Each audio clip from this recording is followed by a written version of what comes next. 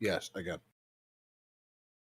Well, to quote a number of bad '60s Hammer House of Horror movies, it's alive! It's alive! I tell you, it's alive! Oh, excellent. Yes, we are By live. the way, when I'm talking right now, do you guys hear a fan in the background or not? No. Nope. Not. Cool. Indeed. It will be. So, with that terrible pun, for which I apologize, out of the way, Yes. we begin the resumption of this Yesrallaw Odyssey. In the previous episode, hosted by my friend here, Trigger Hippie, we saw as the party finally made their way back to the grand continent of Yesrallaw, having been transported away from this location seemingly far, far too long ago, only to now return in absolutely not the same place that they once found themselves in. Instead, having been transported to one of the worst places that anyone could ever reasonably hope to see. Still better than France, though. Much better than France. Mount Paradise is an ironically named location, specifically because it was named by the tieflings who hail from the elemental plane of fire, a region of pure, unadulterated heat and general awfulness. To which, in comparison, an active volcano is actually quite pleasant. The end result being that when the tieflings made their grand exodus to escape the horrid situation that they found themselves trapped within, and made their way to the continent of Yesrallaw through the elemental portal that exists and feeding this active volcanic site, they decided to name this new land that, at that point, had previously been discovered but not actively utilized or rarely even claimed by any of the major nations. They decided to claim it for themselves, dubbing the location as Mount Paradise. Well, Well, not Mount claimed Paradise. is that Mount not claimed Paradise. has a caveat. Yeah, Mount Paradise is the location that exists within this peninsula, the arse end of the continent. But the majority of the land that you see here currently labeled as the Tater, which, by the way, stands for the Tiefling Autonomous Trade Economic Region, the majority of the usable land, the area that you see to exist where the Tater label is, and most importantly, is not entirely surrounded in mountains, is a fair bit more reasonable. And we find the party having warped back into this reality on the border zone between the Tater True and Mount Paradise. As the party looks around, they find themselves surrounded by a rather landscape. There is the typical lightly forested but otherwise rolling hills, but everything is dead. Did you say blandscape? Yes, I didn't, but yeah, I'm going to claim that. Nice. The area, as you look around, seems to be dotted by the occasional dead tree. You suspect that at one point this region may have been hosting a forest of some kind, but has since seen just a terrible fate of circumstance, most likely due to on a geological timescale, very recently occurring volcano that you see in the bottom left of the map here. Nice one, S. I see what you're doing, though. But in either case, as the party arrives back in this realm, they are, as was previously discussed in the previous session, found by Groose and a random tiefling merchant that Groose had apparently unintentionally ripped off. Excellent work, by the way. But aside from Groose, his tiefling companion, and a surrounding environment that looks like it could potentially be covered in some rather dirty snow, which, upon closer inspection, turns out to be a light dusting of ash from the nearby volcano, you don't really have a whole lot of indication as to which direction to go in right now. You can definitely see there's a volcano in one direction, its visage towering over the horizon and dominating the landscape in that direction. And in the other, you see that there continues to be this, as was previously coined by Trig, blandscape.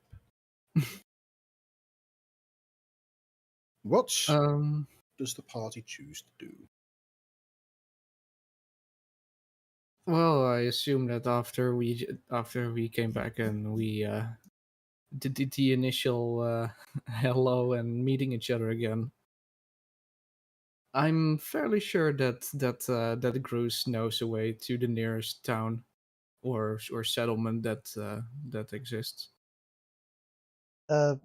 Possibly. I would have. Yeah, what? I would have got there by boat probably.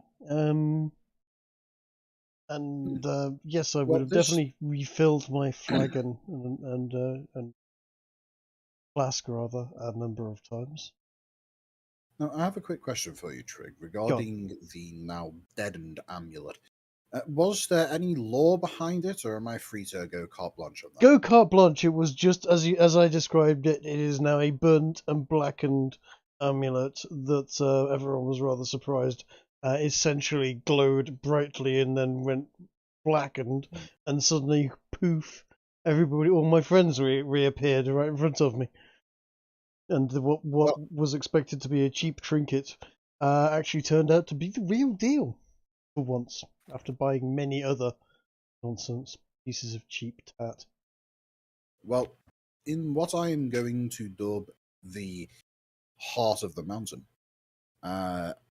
you know from the supposed legends passed on to you by this tiefling trader that apparently this amulet could only be used in the site of the mountain top itself, and which is why you find yourself in this region. And it appears as though what had been assumed to be a bunk legend and a last-ditch attempt to retrieve your companions has in fact worked.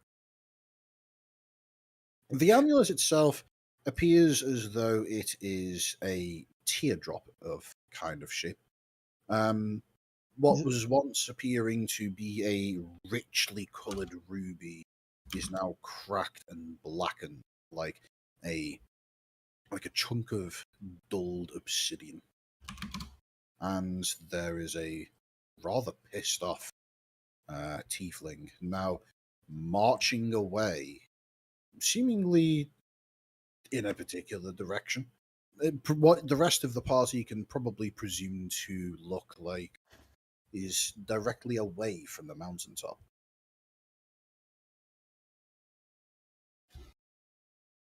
I guess best thing we should do is go that direction as well. What is this? Of what the stone looked like prior to its expenditure. Ez and I have posted some images in the Yesrallaw chat. Yes, I've noticed. What is this foul hellscape anyway? This Are these more demons for us to see? This is the Grace, tater. don't you recognise the old bartender from Lavendale?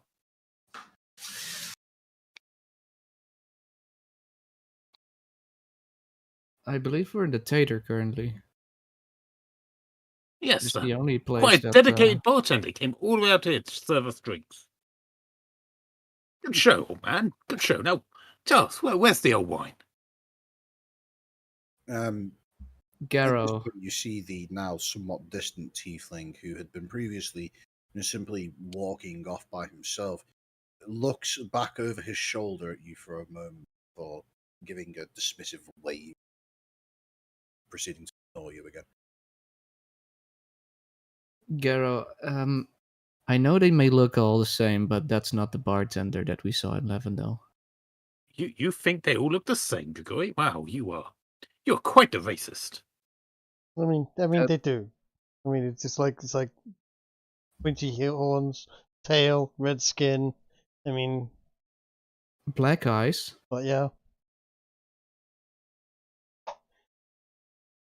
look like some sort of tales of those old devil things. I've never actually seen one. Crikey, they'd be scary. Yeah, you're in luck. Gary, They're not as Oh. scary as you might think. I mean, they met us wonderfully polite gentlemen while we were on our journeys.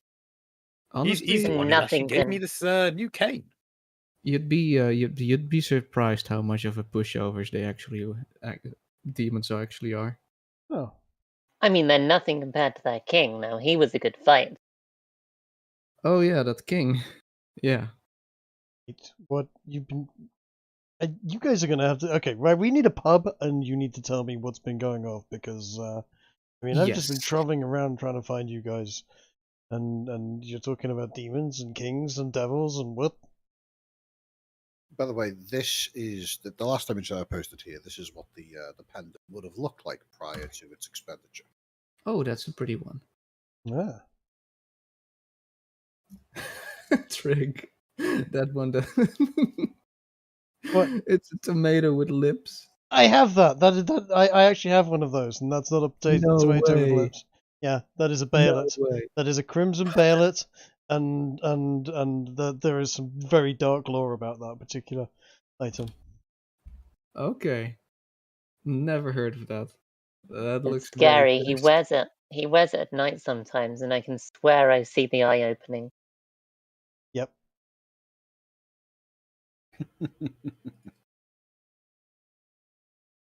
Egg of the king. Ah, right. I have it on at the moment. I've just Trick. typed bail Oh, it sorry. into the Discord if search. It came up with this. Yeah, I have no idea how to write it. What, a bayonet? Uh-huh. Is it like this? Behelit. What happened to that baylet that's Kiki drew like early in your tenure, Trig? The yellow one. That wasn't in my tenure. That was when we were fighting the skeleton outside. With the ring wraith rather, outside was it? Lavendale. Yeah. Ah. Anyway, pub. Let's go. Yeah. Alcohol, much booze. Ginge, can I use my my history check to see if I can discern the direction to the nearest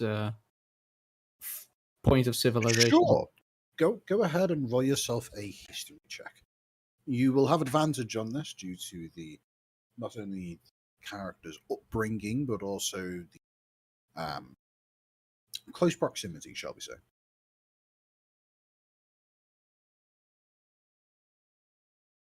Meanwhile, I'm going to be talking to my staff. That's a 16. Can I use my lack of history to just point in a random direction and say, pub is this way? Sure. Go ahead and roll me a d8. Okay. Watch me just point straight towards the volcano. Excellent.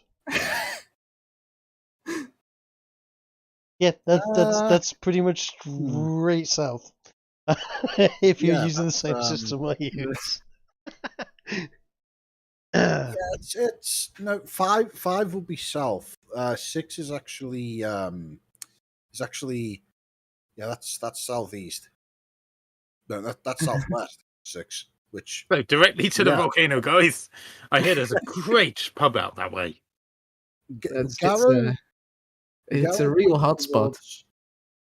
Gara points towards the summit of the volcano, whilst whilst Grigori points actually in more of a eastwards direction.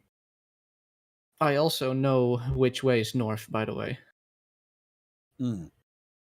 Yeah, Grigori, you are aware of the fact that the coastline of Tata is actually home to a variety of port towns that are typically used for the transportation and trade of Firestone on a wider scale. It was once a location where you could directly buy Firestone, but it's now more so a location where rich merchants go to set up locations for set up standing orders for incoming consistent trades and things of that nature. But in either case, you're almost certainly going to find a pub, and more importantly, probably going to find a place where you might be able to charter a boat to get back to civilization. Oh, that would be good. You can just hear Oh. Grigori just mentally thinking of baths.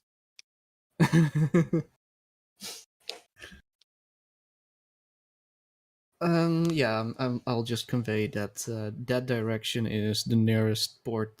There should be a near the coastline. There should be a port town with which we can get back to civilization from.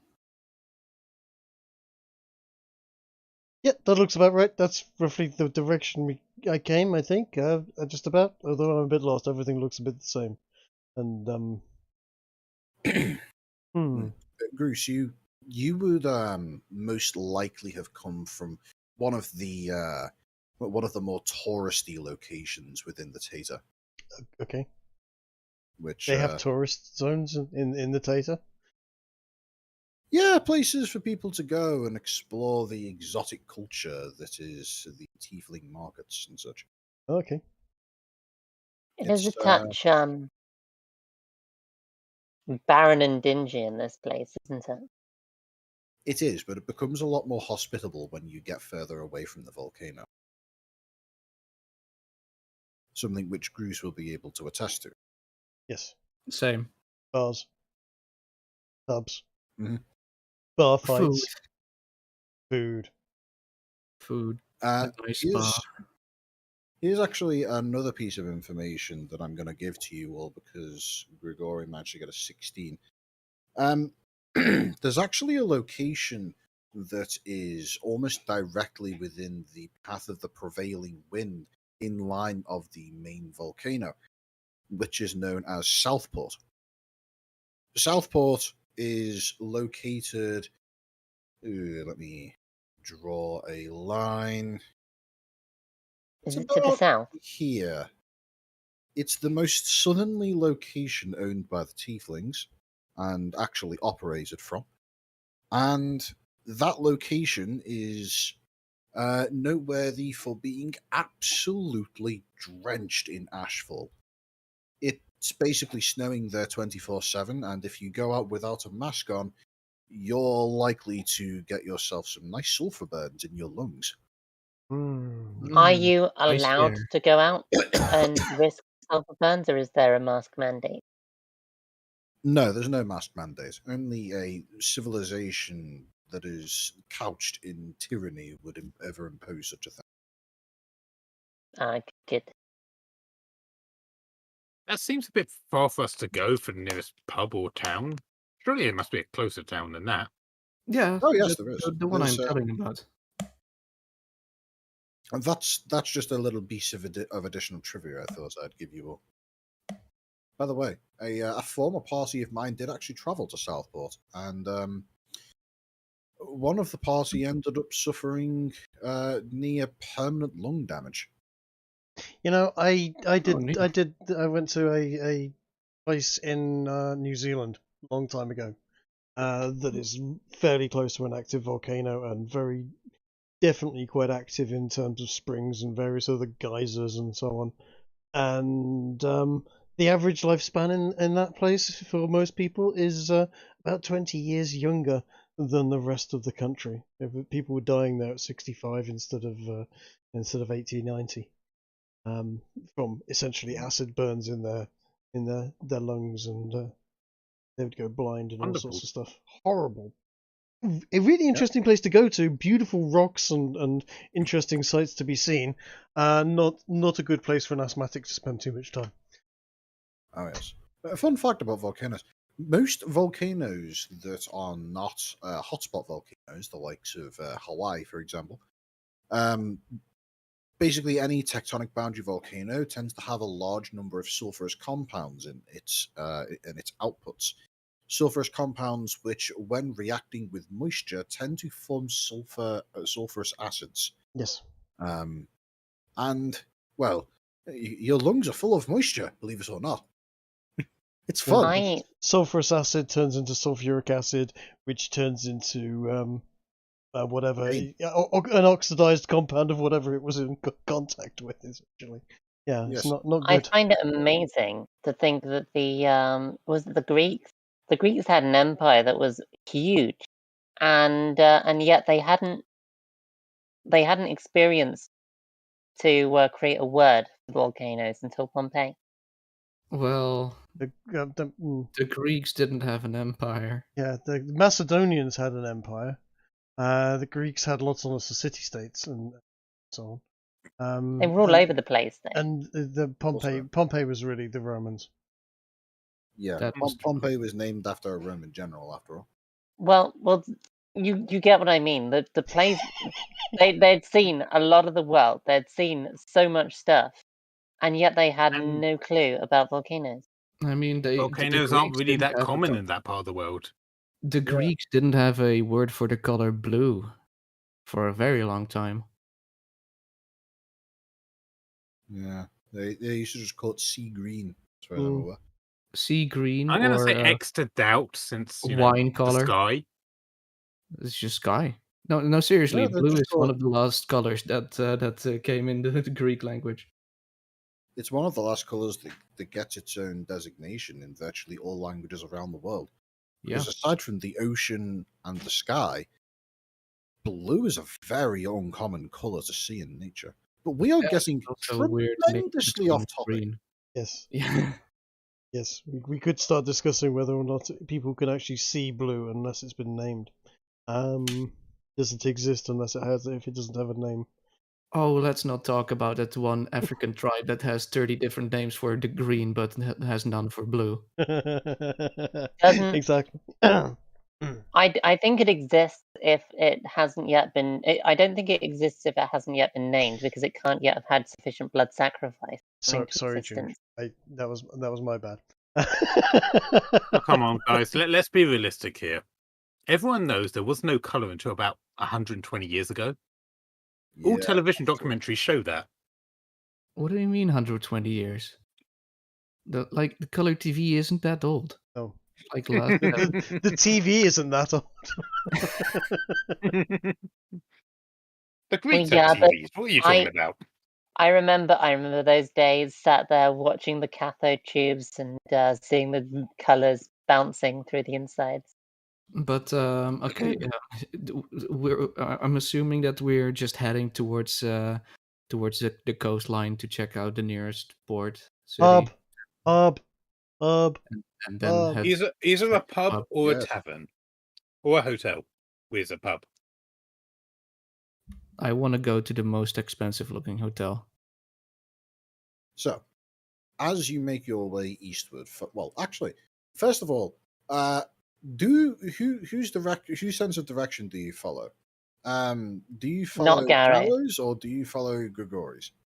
I think we've learnt enough in our adventures to not follow Garrow's sense of direction. Yes. Well, all I'm going to say Or to that chases. is Garrow has never led the party to blowing up half a city. No, because he wouldn't have been able to find the way. No, Technically, neither have I. neither is Grigori. That is all down to Chase. Yes.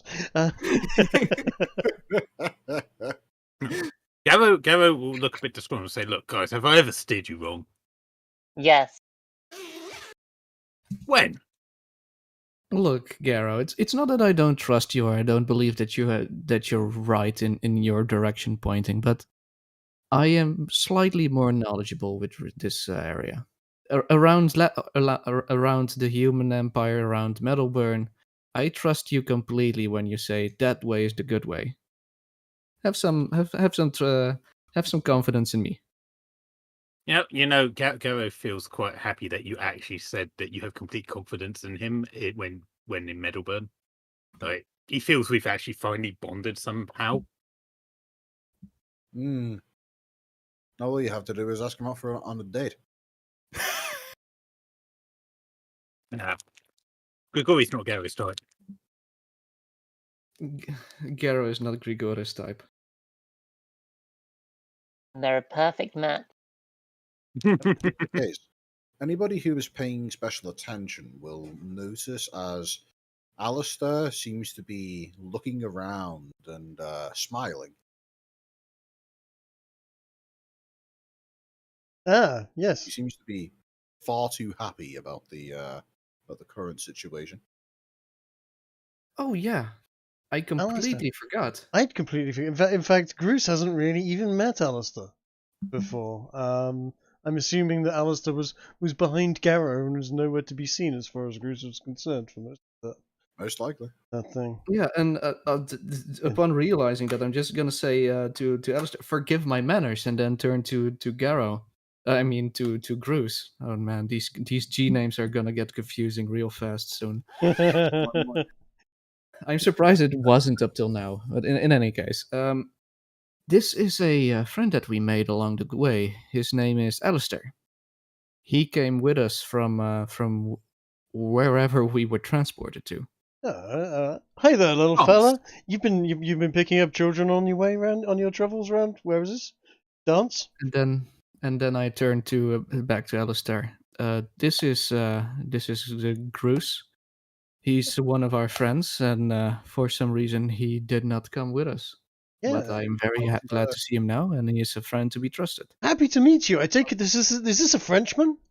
He says as he tries to Alistair grab gives his a, hand and shake him. Alistair initially goes for more of a respectful bow before you go in for the handshake. But in either case says, "This region brings great joy to my heart." Well, a pleasure to meet you, Frenchie. You'll have to tell me all about your homeland of France. This sounds like a very exciting place. I wish I'd been able to join my friends. Smells a little Not in worry. France. I forgive you for this grave insult. A grave insult. I'm terribly sorry. I'll just fill in. He is from a place they call England. They're what you call enemies. Yeah, they're those countries. Those nations are currently at arms with each other. Oh! I'm terribly sorry. That must Do have been not quite the worry, insult. I have already forgiven you. Excellent. It Well, is hard not to when surrounded with such natural beauty. that natural beauty. Oh, you should see the rest of the place. We actually have trees and grass and stuff there, and goblin shit fountains and all sorts. It's quite amazing, actually. You'll love it here. Nice callback. Oh.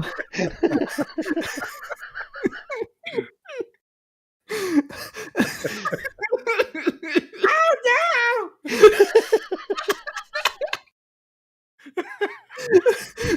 You hear the goblins' screams echoing in the wind of coolest time. Oh. He's still at it. It still makes me smile at night. In either Tell me, case, my good old friend Bruce has have you been round that way again? Is it still fountaining? It is dried and crusty now. I will have to repeat the experiment at some point in the near future, I find. Alistair, would you care for a drink? indeed, Are you a drinking man? Shall we partake in drinking games soon, I think? lead the way. Excellent. And I'm going to hand him my flask. Oh, don't give him the whole flask. Just throw him a short one. No. He's welcome to take as much as you like. You try to drink the whole thing if you feel capable. Alistair will give it a sniff, and he'll raise an eyebrow and say, "Usually, this is not my style of drink, but." Then he proceeds to take a large swig of the stuff. What's Excellent. loaded in the flask today? I have a brandy. I can just hear him go, "When in Rome." he probably would.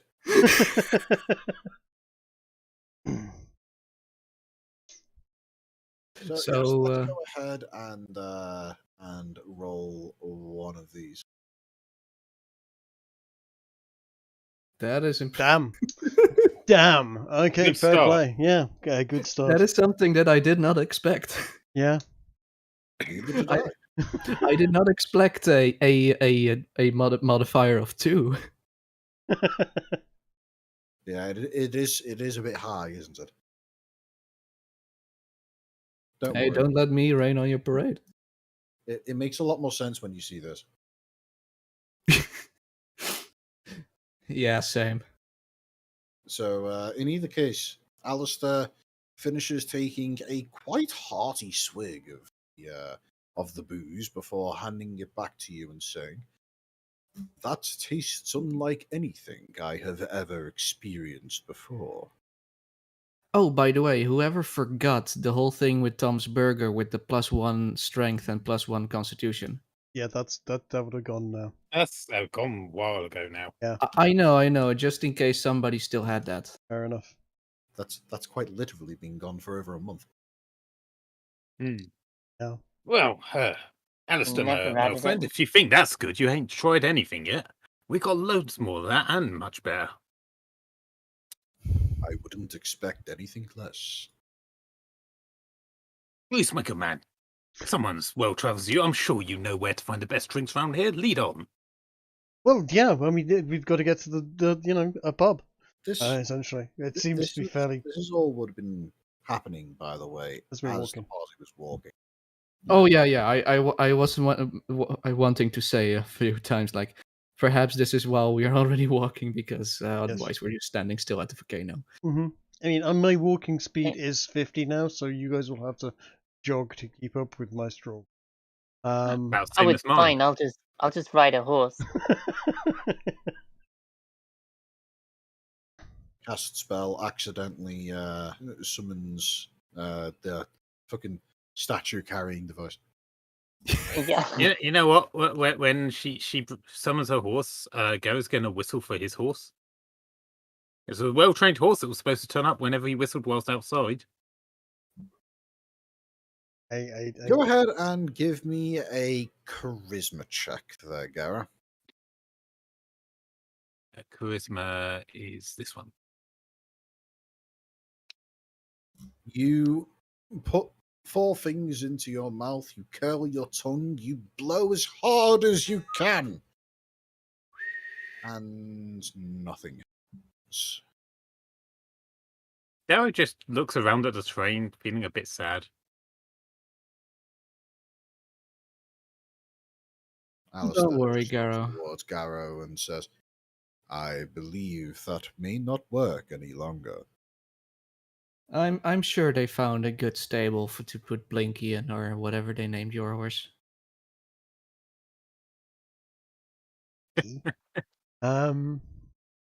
Hey, mine is called Dingo. Yes, there's Dingo, Zoot, Binky, and See, I was close. Daisy. Was it Daisy? What was? It Anyway, was Daisy. it was Daisy. See, I was close with the name. Daisy was Alistair's One pony, horse. wasn't it? Hmm. Alistair only had a very small horse. A Shetlander. Basically, a sore throat. So, as the party continues to travel, following the directional judgment of Grigori over Gara, you find yourself traveling in not quite the same direction as the tiefling walked off in. You notice that he seems to have veered off to the left at some point, being able to track the direction he travelled by the various prints he's left in the thin covering of ash that pervades over the surrounding environment. But in either case, as So- you make your way there, So, is there anything anybody would like to do? I would like Ah, to see so- if Francois can mimic the banjo, and if so, I can ditch the banjo, which is only useful for playing the occasional tune on it, and instead make it into an actual weapon. by your Uh, own rules, it can only become a quarterstaff, right? It can become a staff of various things, different lengths. And if not, I'm going to try and convince it to become a small stick that I can, with a hook on it, that I can just wear around my ear. That way I can talk to him without looking like I'm a mad person talking to a stick. You want him to turn into a snorkel? A Bluetooth headset, actually. Into what is it? What are those things? The AirPods. Yeah, a little, no, A little AirPod. I was thinking something more along the lines of this, with a little flashing blue light on it. So, And thus we beheld the fruit of the apple that could not be eaten. Hey, Of Trig, Compasiabra. in terms of banjo-like instruments, perhaps this would be close enough to a staff to still work. What is that thing? Is that a Japanese thing? Is It's that kind of just like a shower head? violin. It looks like a shower head. At the top, at least. yeah, it does, doesn't it? It is two strings and a yeah. Is that a shamisen? Ehru. Garovas. Chinese Ehru. Ehru. Or It's that is a sigh of disappointment. It's an no, it's even worse than that. It's an Arhu. Arhu. Ahu. Yeah. Arhu. goddamn Chinese. Yep. Oh, what? In either case, when you ask the staff if it's able to transform into a banjo, Mm-hmm. the staff, you get the distinct impression that it's looking at you, and you get a voice speaking in your head saying, "Allah, what?" I will then show him. I will then hold the staff at the banjo and go, this, one of these. It's like a musical instrument thing that I play, ish, a bit. Fun at parties. You won't believe it. The chicks dig musicians. What can I say, dude? You see as he looks. There's a degree of silence for a bit, and after maybe a couple of seconds, you hear the voice return into your head, and it simply says, "I will give it my best try, but give me some time to think about it." Why I is can't do a Francois French Japanese? accent, by I the don't way. know. I will give it a try. I'm physically incapable of doing a French accent. You have to understand. Based. A French accent is very easy to do. You just you want to change into some very strange. What do you think I am? Some sort of American hillbilly? I cannot play like that. You can have maybe a violin or something with some actual style to it, but that thing, my God! And Where then, did you come from? A mountain or something? And then Francois immediately thinks to himself, "Wait, what is American?" Yeah, exactly. 14th century? Would they? No, they wouldn't have been. Yeah. They? No, They'd almost. know, I Almost. think they would know of almost. the landmass, but they wouldn't call it America yet. No. Yeah. In either case, Hmm. after So- a while, maybe 10, 15 seconds or so, you all see as Trig's new staff. Fuck, what's your character's name again? Bruce?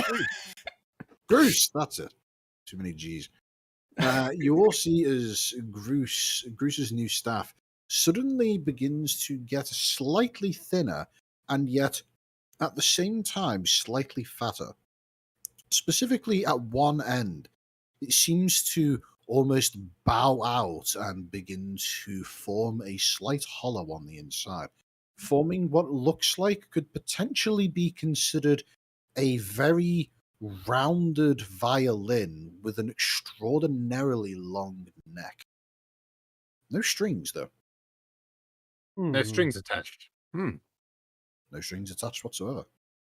And Just how he likes it. Drib, I have a favor for you. Go on. For you.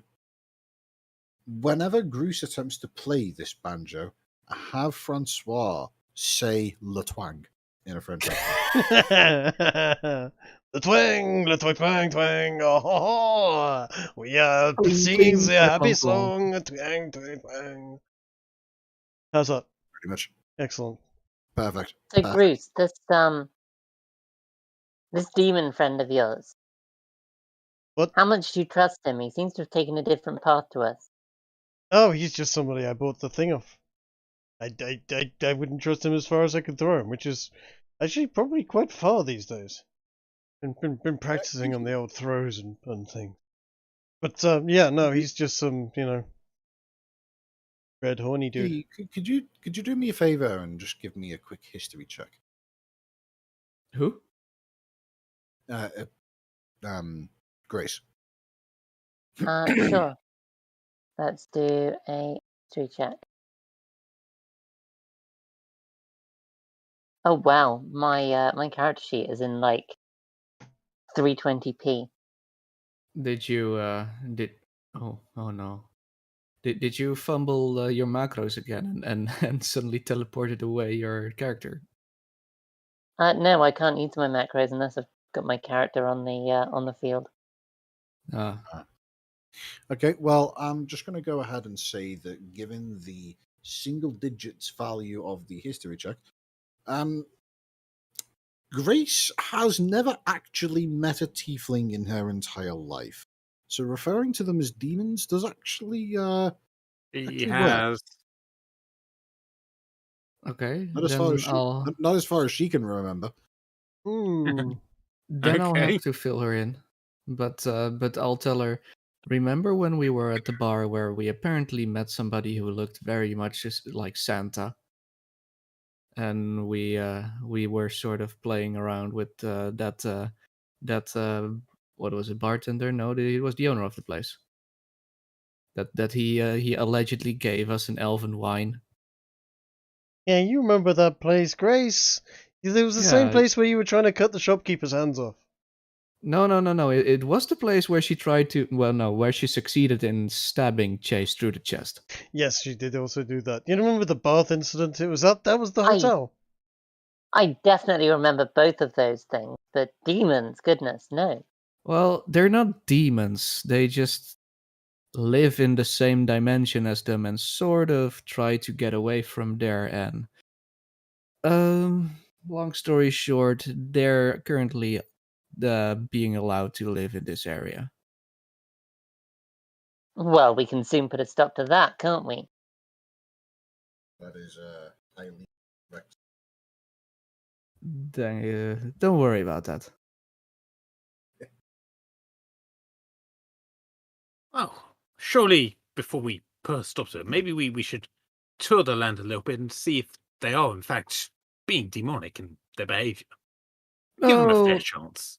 They're not that bad. They're just very they're merchants. Yes. Give them a fair chance, like we did the king's daughter. You know how merchants are. They're okay, but you can't totally trust them. Not try to swindle you slightly. Or a lot. But sometimes you get a really good deal from them and they feel really, really butthurt when things work. Yeah. By the way, Thanks for that. Forgotten, the tieflings of Yesrallaw are culturally based on pre-Islam Arabia. Oh. Think. Oh, yeah. Okay, never mind. Grace is completely right. Demons, burn them all down. Extra. Yeah, do remember the last the last demon that we gave a chance to ended up that very night drugging us and then murdering several women in a Did we blood know she was a orgy. demon at the time? Yes. Fair point.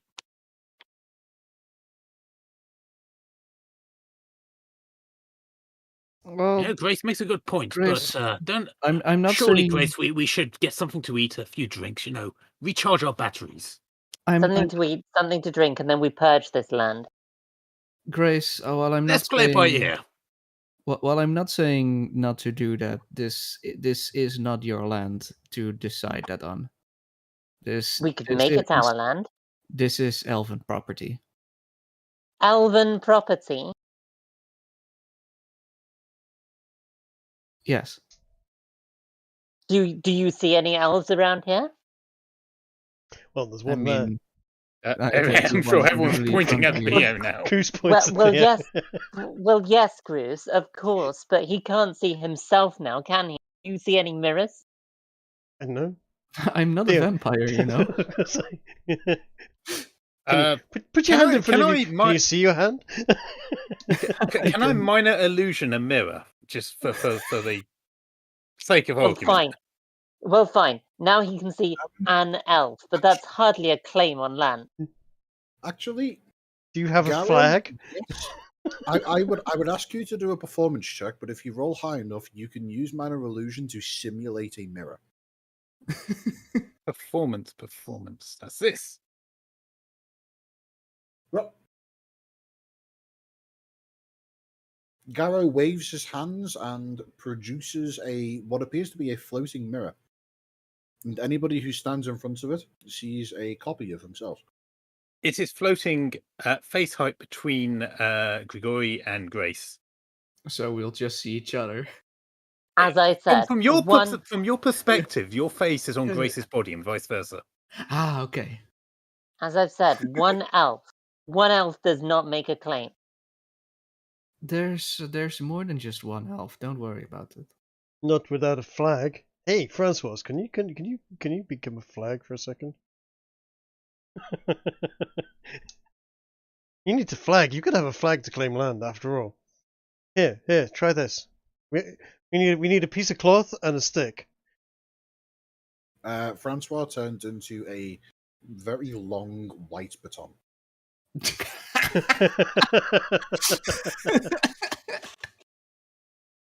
There you go, flag. Give it a go. See if it suddenly becomes yours. I will, but hey, it's worth a try.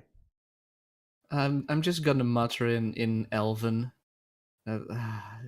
childish games, and then get back in it just in common.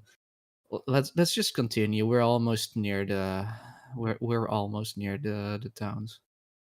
I just realised my biggest regret from Trigg's tenure of the campaign is I never managed to grab a French flag. It Why, could be you had so enough useful bed right sheets. now. No, don't worry. Just get a pillowcase of any kind, and Yeah. good. Get a pillowcase or a bed sheet or whatever. Oh, what was it? Still the white fleur de lis on a white field? Yes, it's Always has been. Still, yeah.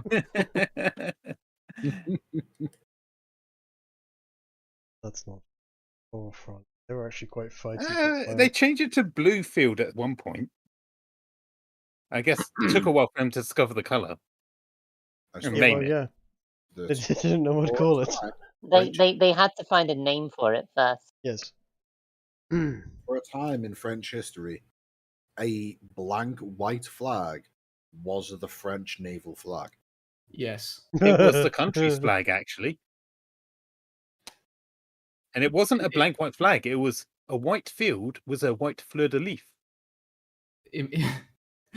Really? Officially, yes. Wow. Was it Wow. off-white? Was it off-white? Yes. No, it was just white and white. This is why the white flag is a thing. I know. Oh boy. That is actually amazing. I love it. course, Garrett doesn't know anything about this.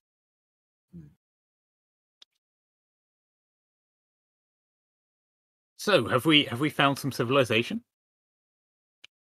Yes, as this conversation of Francois turning into a flagpole and being presumably waved about like a mad thing by Bruce. Yep, of course. Probably spun around a few times as well, and a little bit of acrobatics done. Well, in either case, the party crests over a small hillock, and in the process discovers a rather meek-looking town. You see a single jetty that seems capable of maybe servicing one large ship at a time, maybe two if you get them both parked up on each side of it. But at that point, you're going to deal with some traffic problems. The town There of is Craggle Rock. You know what? Sure, I hadn't come up with a name for this place yet, so that's its name. It's Craggle Rock. You heard it, whoever is making the name. That was me. Is there anyone singing in the background? No, but there is the distinct sound of cats having sex. Ah. I also hear a stick muttering something about boiling onions and liking onions. Onions. If only. Thankfully, Francois is a sentient magical item that exclusively talks into the ear of the one who wields it. Can talk out loud. He can talk out loud because he can do the insults to people. But yes, I thought he could talk out loud. He's largely talks telepathically, but he can speak out loud when he's doing an attack and stuff, or if someone is just being particularly annoying, and he can just sort of shout them down. And he's just a generally insulting device for people. You know, you missed a bit of a trick with that. Trick when you design it. You could have made it so that whenever Francois speaks out loud, the lips of the person who wields him move involuntarily. But still with the French accent. Sort of like Half-Life. So whenever someone goes in Half-Life goes up to operate a computer, you hear the boop boop boop boop. If you look closely on them, that's their lips moving. They're making the sound. The computer makes no noise. Yes, that is true. Yes, and confirm. So this small port town is looking like it could potentially service a very limited number of ships, but serve ships nonetheless. Most towns of this size you would expect to be small fishing villages and not really be able to do anything larger than a small fishing vessel. But the most noteworthy thing about this location is that it appears as though that this small fishing village-sized port town has been divided into seemingly two different parts, both surrounding the natural crescent shape of the cove which it has been constructed around. On the left side, there is the distinctive slum-like housing district where presumably the vast majority of people live. On the other side, however, you note that it appears as though the entirety of this section of the town has been seemingly devoted to various shops of varying complexity and what's the word for it? Affluence. There is a variety of small stalls and such that you can get the impression is likely where you would go if you wanted to buy perhaps a small trinket, a souvenir, maybe something to that effect. And then there are that ranges all the way up to large warehouses, the size of a decent-sized townhouse, only converted entirely into a single large room, presumably for the storage and sale of goods. But in either case, you can see down on this area from your current mild vantage, and feel free to make your way down there.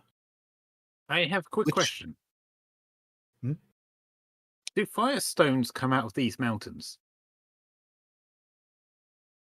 Yes. Are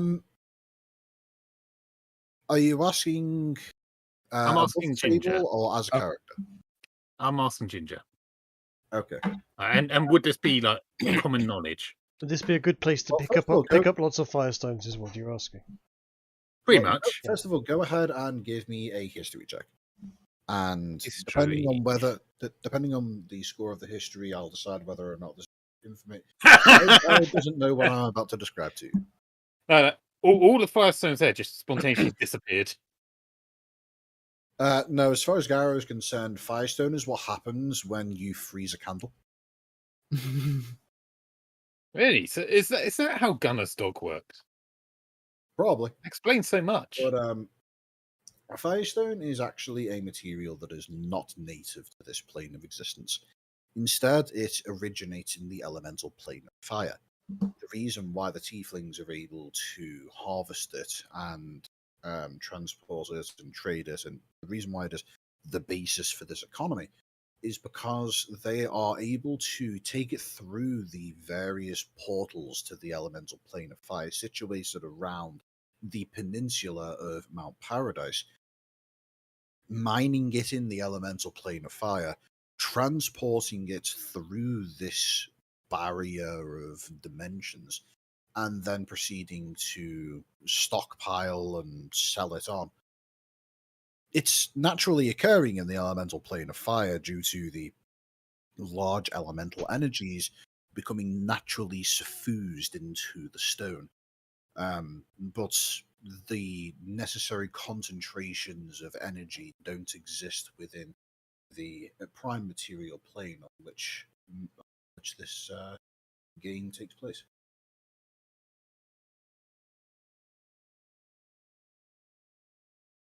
Hope that answers your question. Yeah. Well, Garrow has no interest in this. He didn't know anything. Maybe if he sees one in the window. Pub. Yeah. I suggest going to the slightly nicer looking part of town.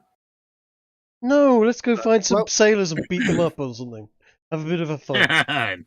You're speaking my language. It's been way too long. No, I've got some tricks I want to And try. what's this? What's I hear? You've become quite good at throwing people. You know what? I've been whilst you guys have been away, I've had to look after myself. You know, there's just me and then Gunner just went and fucking vanished as well. And then it was just me. And I was wandering around, you know, generally getting into fights and doing my thing and trying to find a way to get you guys back. Wait, Well, Gunner remains here? I thought he came with us. Now that you mention it, he didn't come with it. Yeah. Huh. Well, I just hope that we didn't leave him there. No, Gunner was not there on that episode, if you remember.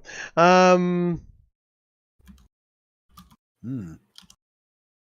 In fact, I don't think Bruce even got I paid will for be the. right back. Yep. Okay. Feel free to just feel free to assume that you have made your way into a pub of some kind. Tell me when I get back whether it is the better pub or the shittier pub, and we'll go through the details after I get back. I want the better pub. I want the shower. Perhaps I want we can lodging. find a highbrow pub that has in the centre of it a ring in which people can scrap. Possibly. What is a scrap? fighting arena type of thing. Ooh. Ah. I Love hear that those idea. do exist out towards Indonesia. Mm-hmm. I did not know that Indonesia was filled with tieflings. I mean, Given the humidity, they'd probably feel right at home. Fair point. I want somewhere to test out my acrobatics and to just demonstrate to you how good I've become at tumbling and rolling and generally doing backflips in the air and spinny You mean stuff. party games? Exactly. Maybe, Oh. maybe, You want to show off? yeah, You've absolutely. become the king of party tricks. Yeah. I want to see if we can get free beer by watching the clown do spinny, jumpy, silly things for beer and other things. I say, I'm all for that. Garrow's going to grin at your idea and point out that he's also learned a few new tricks. In fact, look at this. He just displays a glowing orb. Yes, at a level 10, this is the thing he's most proud of. Damn, Garrow, your balls are glowing. That's weird, Garrow is dude. Only simple one. man. It's only one. Only one. Actually, can he do more than one? I'm not sure. I mean, that's lasting No, for the an spell hour. ends if you cast it again. Ah, what a shame. Can you pass that on to other people? Can you do things, or is it just a floating light? Floating orb that I can control, move around, kind of like a flaming sphere, but a bit less Target explosive. one object that is no longer than 10 feet. So he's just making a object light up. Can you make it sort of orbit you like an electron around a hydrogen? Unless No, the item is capable. No, of saying- probably He- not, because just by looking at it, you change its position. He's literally just imbuing light in an object. Ah. I mean, This, the way- however, the way Alistair was doing it, and that guy taught him, was just making it glow in midair. So you could actually you can touch one object, right? So you could make a stone glow, or you could make the end of a staff glow. With that, by the looks of things. Yes, but Oh. with a better light casting than prestidigitation. Although I'm going to ask again, because Alistair's the one who taught him the spell, and when Alistair did, it was just basically a floating orb. Was that a stone? No, that was a leaf. Ah, That's how did actually he a make tree. it float? He attached the light to a low hanging leaf on a tree. If you remember, he was sitting around some trees when he was reading the book that you interrupted to discuss magics with him. That is true. And then got him drunk or something. I believe you poisoned him in some way. alcohol. You Oh you no, gave I him remember some what it tea. was. It was CD still had all the weed from Oh. the Christmas episode. Ah, yes, that's what it was. So yeah, you poisoned them.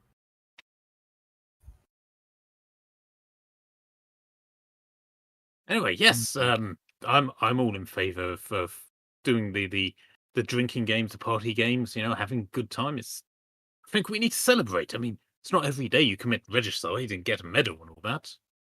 By the way, Goose, do you like my medal? Oh, that's very spangly. Very spangly. What does it mean? Hold on, are It those is are those a- are those what are those? That's yeah, that's nice. That's not very very sure. Yeah, that's very tasteful, I guess. I think it's sapphires, but they never. Did they tell us what it meant? I have a feeling that this is the royal crest. Because I believe it had means we own their kingdom. I doubt it's the royal crest. I mean, would you award someone the royal crest if you killed the king? Well, yes. I mean,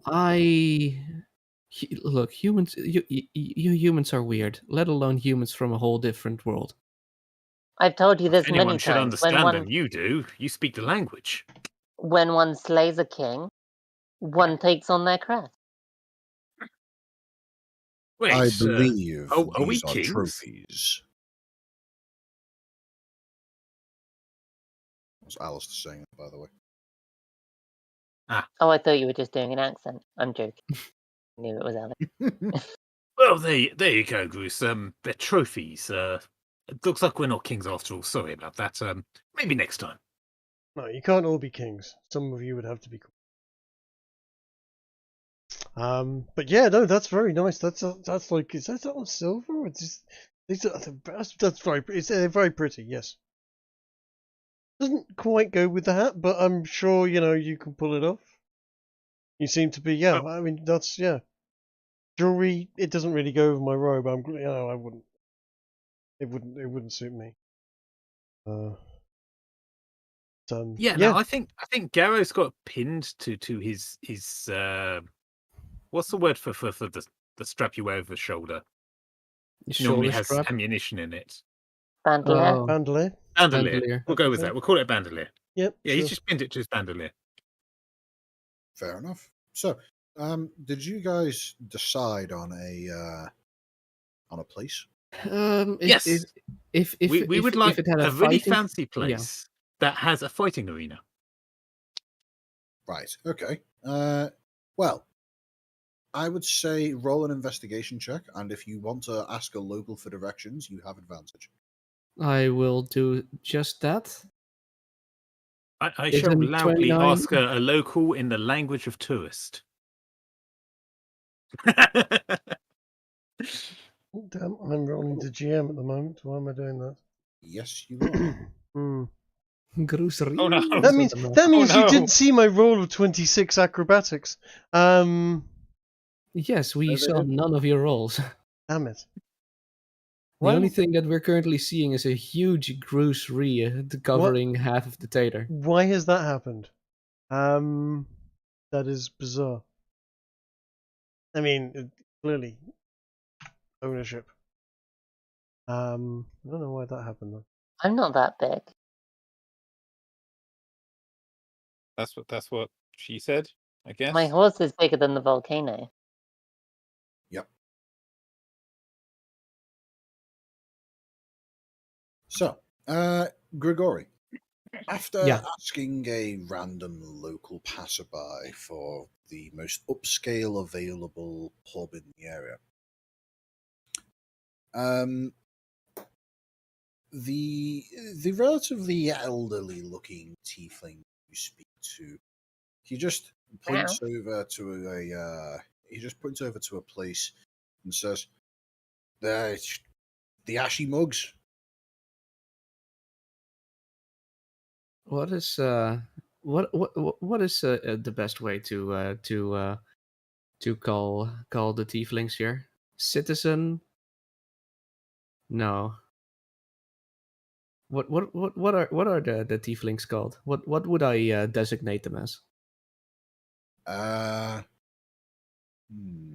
What would Well, they that doesn't be help. Surely you would designated? refer to them as not yet conquered yet. We'll get to you later. Given that you're an elf and this is tiefling land, probably the most appropriate thing that Grigori specifically could refer to them as is tenant.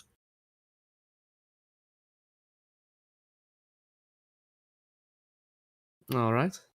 Wait, does that mean they have to refer to Grigori as landlord? Only if they're willing to play along with the obviously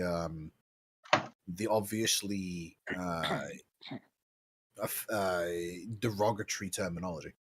No, So is this land- I'm not gonna say that, but just so I know for the future. Is this land actually owned by the elves? The situation in the Tater is that the tieflings were coming through in too large numbers to be able to survive in the various shitty little shanty towns that they were able to set up around coastal edges of the Mount Paradise. They reached out to various other races, and one of the elven nobles offered to set up a standing deal with the tiefling people in exchange for a very large amount of money, which would be based on a kind of percentage of the tiefling's potential income. So basically taxes. These the tieflings would be allowed to rent, in quotation marks, the land that is currently considered the Tater, but isn't on the volcano itself. I think lease is the best one for that. Yeah, so basically, everything that I'm about to outline in orange is basically leased land. In order The to maintain the tiefling markets, the tieflings have to pay the elven noble, specifically the one that lives in Theo, quite a lot of money. do the elves actually police this, or They certainly enforce it.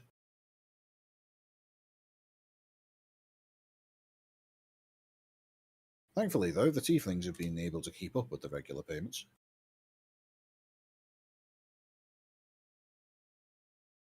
Was it an old lady or an old man? It was an old man. Okay, I'll just tell him thank you, and I'll tell that I found something back to the party. To the As pub. you turn around, as you So- turn around to leave and join the rest of the party, he calls after you. It's not great, but it's the best we got. It'll so have if to do. if we took forceful control of this place, it wouldn't be so much conquering as liberating.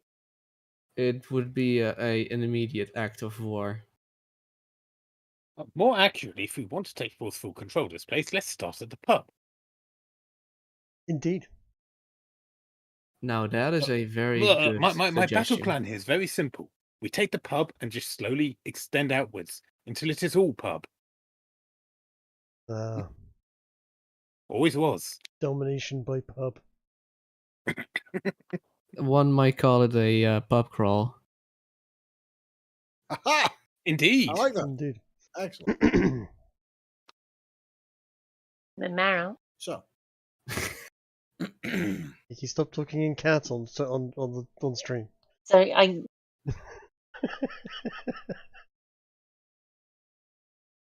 she's When I get having an spoken- intellectual conversation.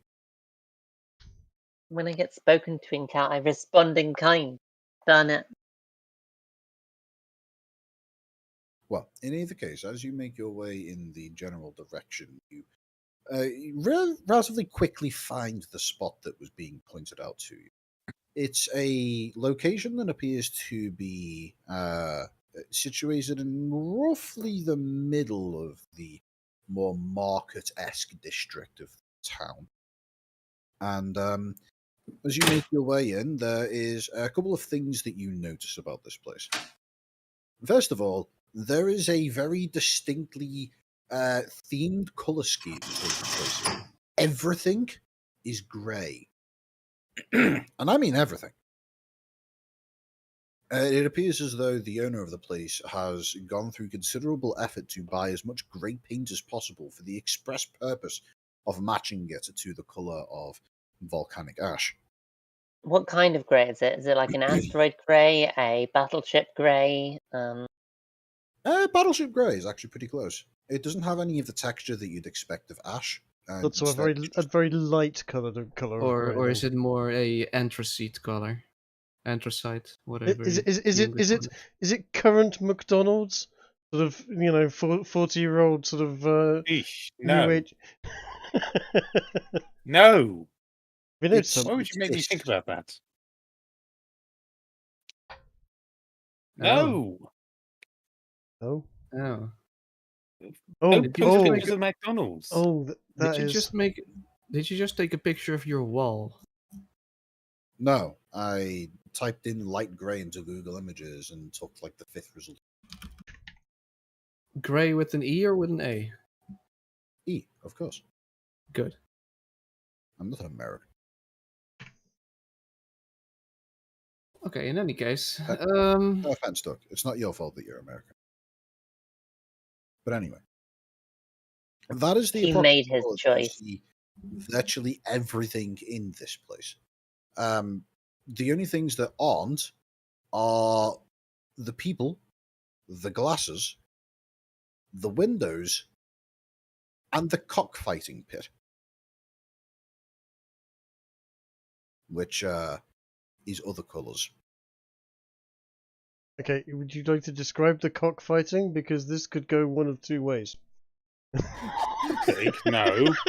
Look, Trig, The cockfighting Degenerate. bit is currently not in use. Trig. However, This you is there has been considerable use in the past, and various fluids have been strewn across the interior. How See, Dry. just to cockfighting. hang on, hang on. Tinge. I need to work this out. I need to work this out. How long can you make your stuff? How long can I? Probably quite just long. to clear something up, Trig, this is no longer your campaign, so there's only one possibility when the word cock comes up, and it's most likely the male chicken. Mm-hmm. I assumed it was most likely the male chicken, but you just had to be sure. The red cow, completely grey. Completely grey. Yeah, the building's got the right paint colour on it, at least. It does. That's got a slightly bluish tinge. Unfortunately, the grey of this place is the depressing grey that has no colour in it whatsoever.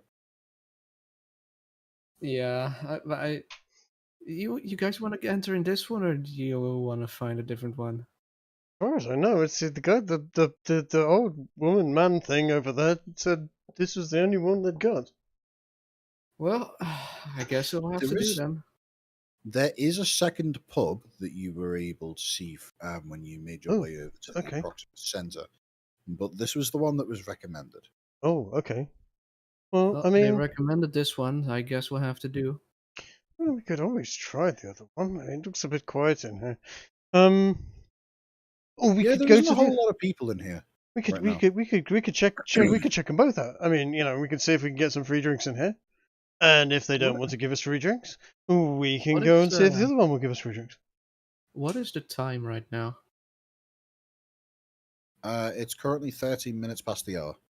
Yes. What is the time in game right now? Is it currently 13 minutes past the hour? Is it daytime, nighttime, evening time? 3 in the morning, well, 5 in the afternoon. What time was it when the party appeared in the in Yesrallaw? I don't know. It wasn't specified. That wasn't specified. They were in the afternoon in France, but only the early afternoon. Yeah, regarding that, there's also one thing I would like to ask Gruce, and that is, how long have you not seen us? How long have how long have we left? It feels like bleeding ages, mate. Months, it seems. Months, Yeah. but maybe. But I don't know. Looks at where his arm as if there's going to be a watch there. Doesn't seem to be there. I don't have a calendar on me, but it's been at least a couple of months, I reckon. I don't know. I've been at sea, and then there's travelling, and there's day and night, and then there's booze, and then there's waking up, and there's waking up in strange places, then there's finding your clothes because they don't seem to have them on you, and then there's working out who that is in the bed next to you, and then there's the apology and the and if I don't know, I'll be honest.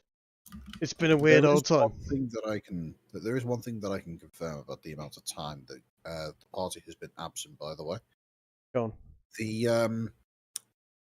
The party, for the most part, is presumed dead. Wait, really? Bruce, Yeah. Bruce is one of the few people that would have held out hope that the party were not in fact dead and were merely missing/absent. The party, for the most part, were dead at some point, at least once. We got better though. I was going to say, it's like Fair was in Isengard's hall, wasn't he? He did appear briefly, but you appeared, waved, and then disappeared. That could easily be considered to be a ghost. Garrow has unfortunately been presumed to be now the ghost that haunts Isengard Hall. Burnell Hall, actually, isn't it? Yeah. Yes, that's right. Burnell Hall.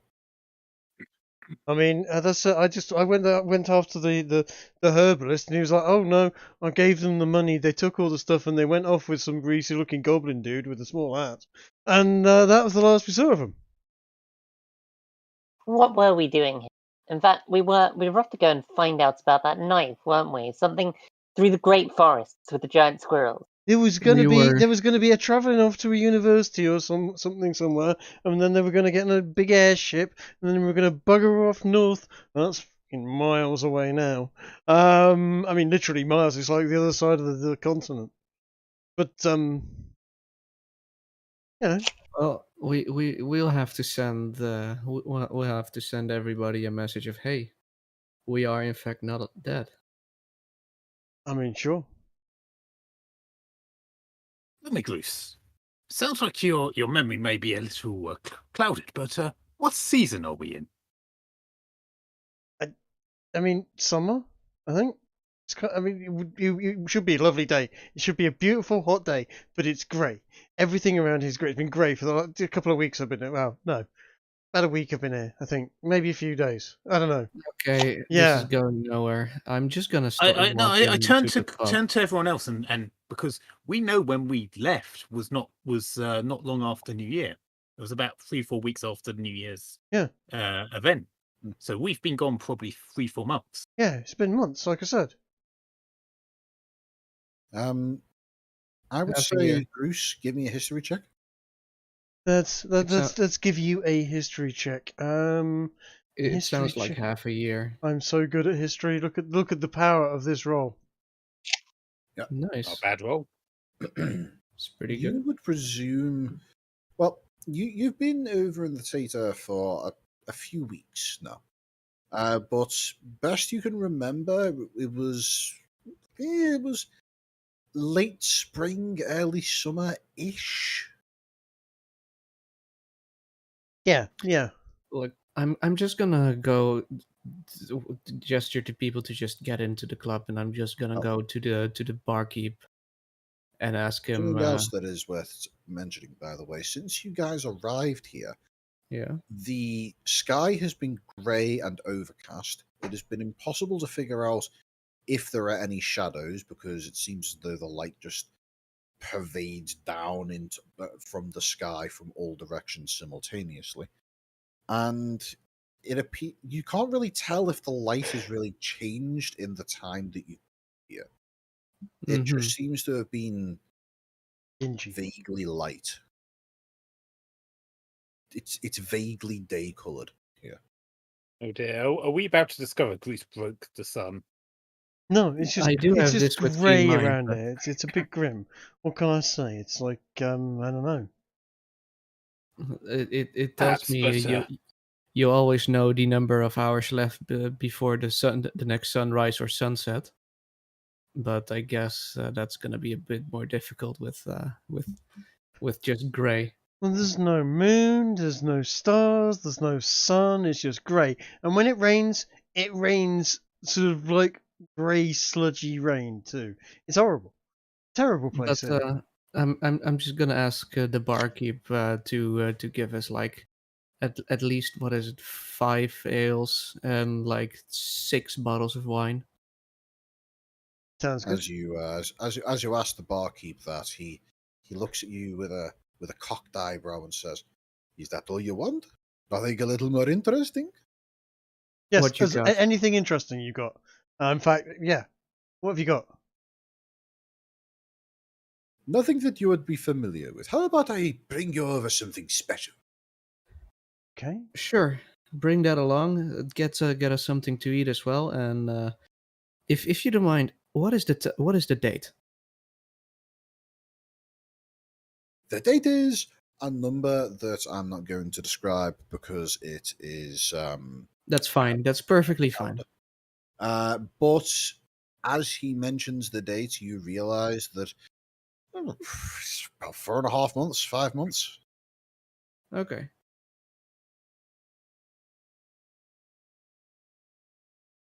Thank you. We'll be sitting over there.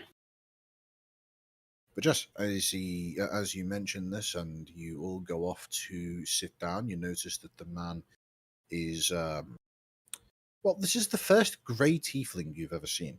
You suspect it might be makeup. This guy's definitely going all in on the female, isn't he?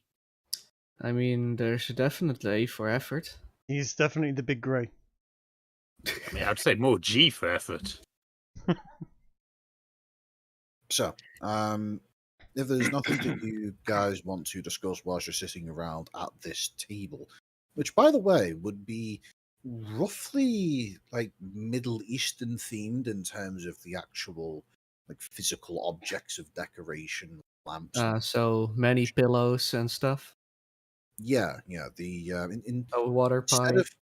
Instead of a booth, it's more of like just a table around which there are a variety of low stools on which to sit, and there's also a variety of rather comfortable looking pillows that you get the impression are intended to be sat on the floor with.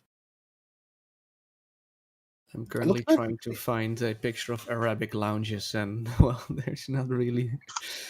Oh no, that looks terrible. I guess Chase will have to find something. Surprisingly enough, it doesn't take too long before the man comes walking over with his unbelievably drab appearance, holding a grey tray of not grey drinks. As he settles them down on the table in front of you, you notice that each one seems to be a kaleidoscope of colour in of itself. The kind of prismatic colour sheen you would expect to see from oil on water seems to have suffused the very liquor that you see before you.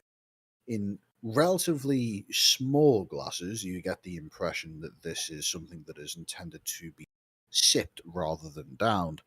You see this almost, well, as I say, it's almost rainbow in color, but not quite. With the various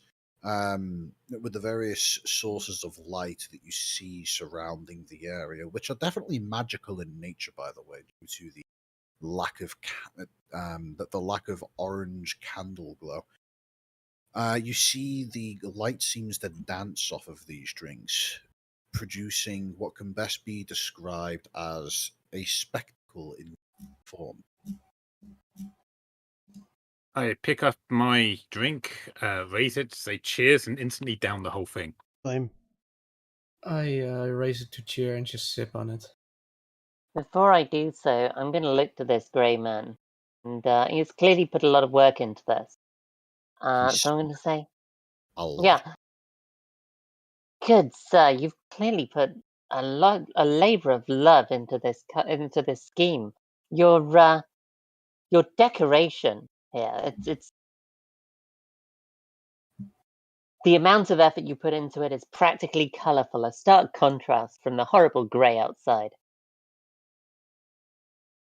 He was smiling for the majority of that, right up until the last sentence, at which point he looks at you with a distinct look of confusion and says, "But everything in here is grey. But from the drinks, of course, that's the point. Everything is grey, and then you get the drinks, and it's colourful, and it's like, wow, that's amazing.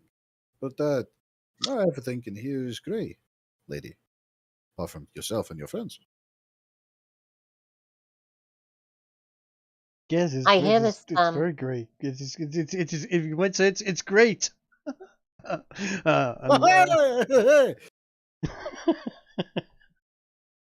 hear this place is under rule of the elves.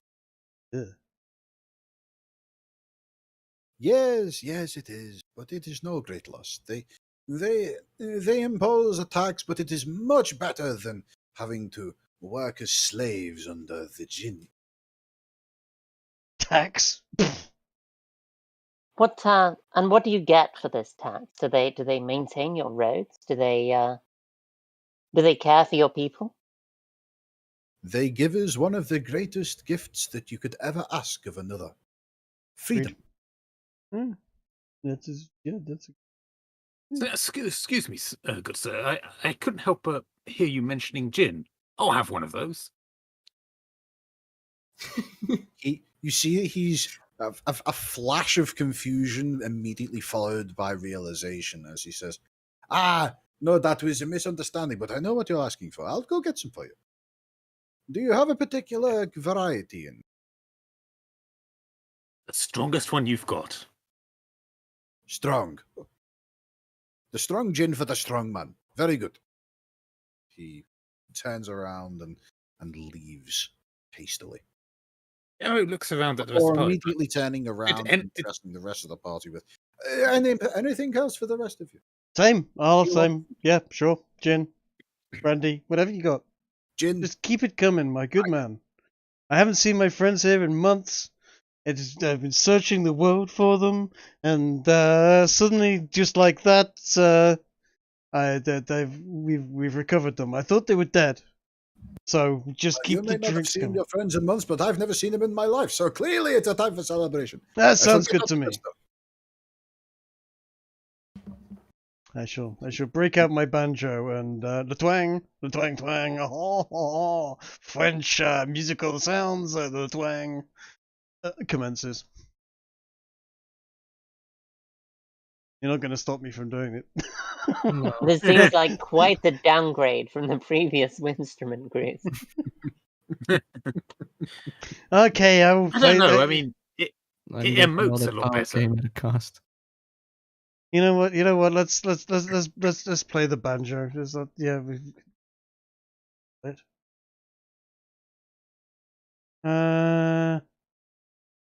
That would be hitting I'll people have with to it. mute myself in a few minutes. All right. Okay. That's where you start strumming it and it just sings Wonderwall in a bad French So anyway, accent. here's Wonderwall.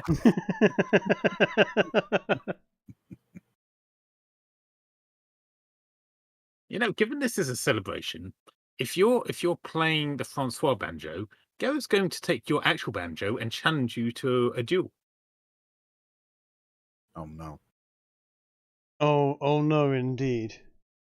A duel with banjos. This is a celebration, not a funeral. Yeah. Despite the fact Garrett always rolls shit on all performance rolls, he actually is his highest stat.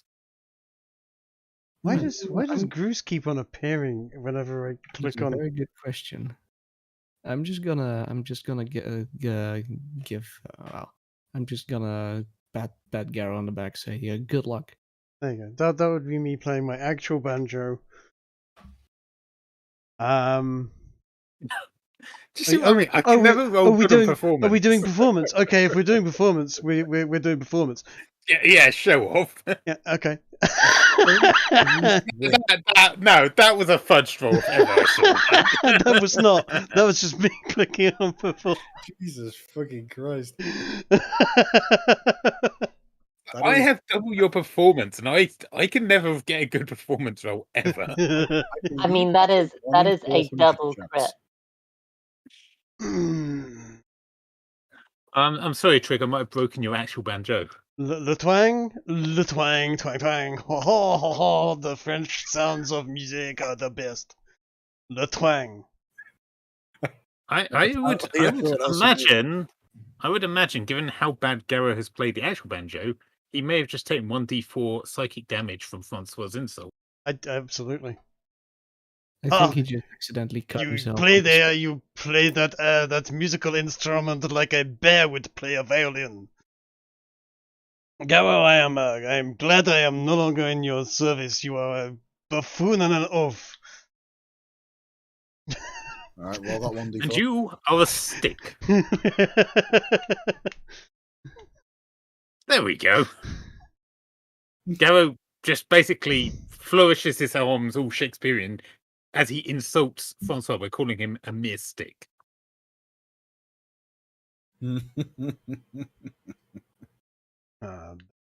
DK, Well, stupid, silly man with those stupid hats. during Oh, you don't you insult the hat, Francois. It is the height of gentlemanliness. That is a blow too low, even for you. Height of I'm a good gentleman. That's you. But anyway. During this little banjo off, the barman continually brings drinks over, each one just as, if not more colourful than the last. The And each one various will disappear gins- quicker than the last. most likely. The various gins he brings over, you notice that some of them have a deep blood red colour, and a particularly tasteful one seems to have a slight lavender-esque taste and smell to it, but itself is almost magenta in colour. You suspect that, however Lavender. these things are being created, it's entirely possible that there may be some serious shenanigans going into these drinks. But unfortunately, you're far too drunk to give a fuck about that. Well, Are you suggesting? I actually wouldn't be. And Okay. I will actually have a quick That's- word with the That monk feature, by the way, Trig. yes. Monks specifically gain the ability to choose when they want to be drunk. Exactly. So I could, but I'm definitely going to be very because of as you remember, I have a life of experimenting with cocktails and martial arts. I'm going to ask the barman if he would be so kind as to tell me how he's doing some of these things, as I have a bit of an interest in this particular art, and maybe there's a cocktail or two that I could show him that I've been able to make in the past that he's not aware of, and whether we could come to some sort of sharing of knowledge. Okay. Roll me persuasion. Persuasion. Is this a persuasion? Well, you do make a decent argument, given that you describe your skill with various brewing supplies and such, but after your description, he looks at you and just he tilts his head to one side and says, "My friend, if I was to tell you my secrets, I would be losing business on my theme." You make a fair point, but I may have some ingredients you have difficulty coming by. Might be able to share some. Oh, by the way, I'm gonna note here that I am not going along with the binge drinking. All right. Boring. As the rounds of drinks begin to pile up in front of you, Wait. by the time the third drink has arrived, he catches the hint and leaves you with the three there, Rory. Can we, in order to remember this, so that we don't forget while we're getting this sorted, just mark Grigori's character with some big lettering that says "gay." Good choice. Jess, as the barman looks at you, he strokes his obviously dyed to be grey beard and says, "How about this? I will throw you a bone." And he pulls out a literal bone. Mm-hmm. It looks like a femur from maybe a dog of some kind. Then twists it, and you see that there is clearly a screw cap. It's a theme. You get the impression that the reason why it's a bone-shaped bottle is because it can be made grey. He's joke. He as he opens it up with the most shit-eating grin you have ever witnessed on a creature, he wafts it under your nose and then quickly screws the cap back on and just simply tosses it over to among a pile of other bones in the corner, and says, "You know that smell? That is a special oil. That is the one that I put in the first drinks, the one that makes it look like your drink is shimmering like a rainbow on the ocean. Don't worry, it's entirely non-toxic. I wouldn't recommend drinking too much of it unless you want your teeth to look weird the next day. Interesting oils. Covers. See, I have.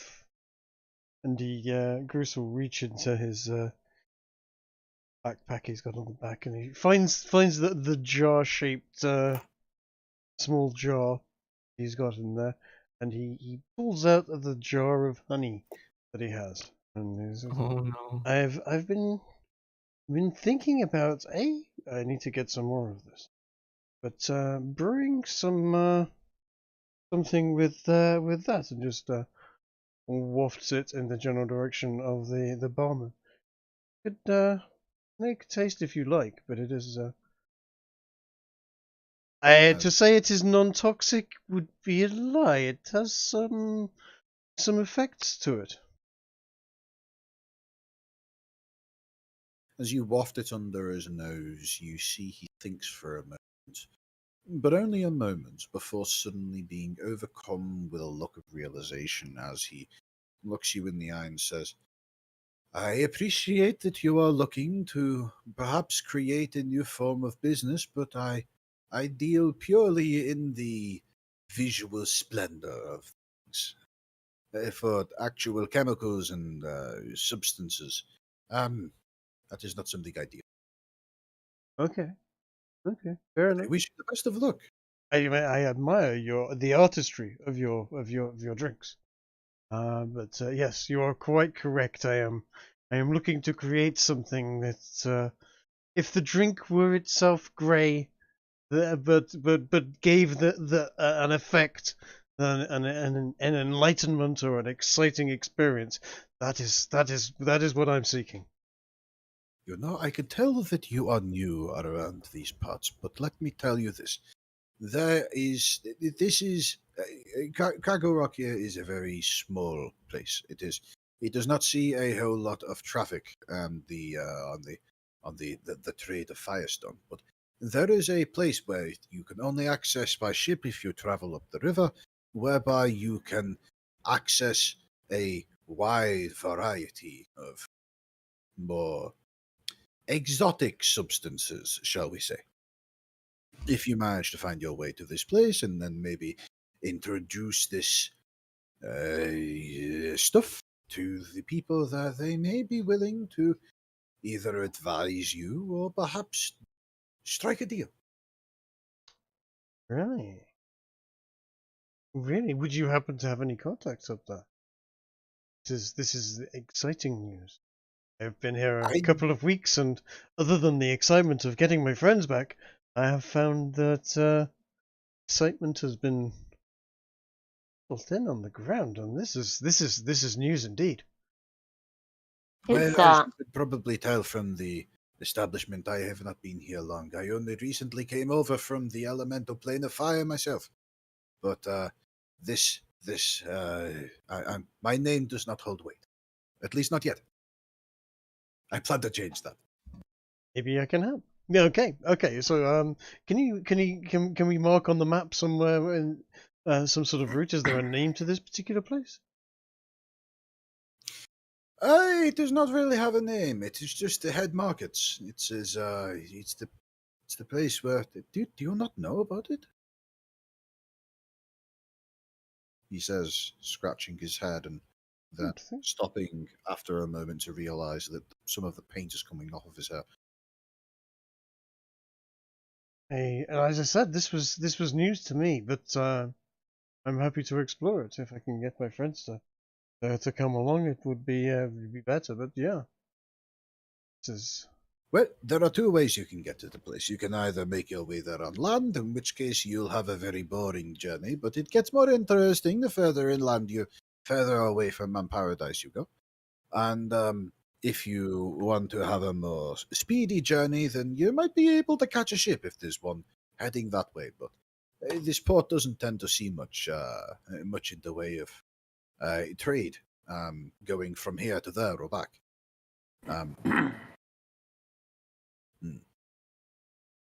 Okay. We shall look into it. Thank you very much. I'll go back to my friends and carry on the drinking. And I will keep supplying the liquor. You are very welcome to do that. Thank you. Just so that you know, my friend, you have already built up a tab of approximately 15 gold pieces. I'll round it down for you because you're being very generous with the money, but don't worry, it's just letting you know. No problem. My friend over there with the ears, I'm sure, will be happy to pay. He says, and he grins. Oh, I'm sure he will. And Grigori, you notice that a pair of very evil smiles are pointed in your direction. I just feel an aura towards me. My elven eyes, elven ears just perk up. If you're familiar with JoJo's Bizarre Adventure, the menacing logos will be currently hovering over Goose and the bartender's heads. Ay, ay, ay, ay. Oh dear.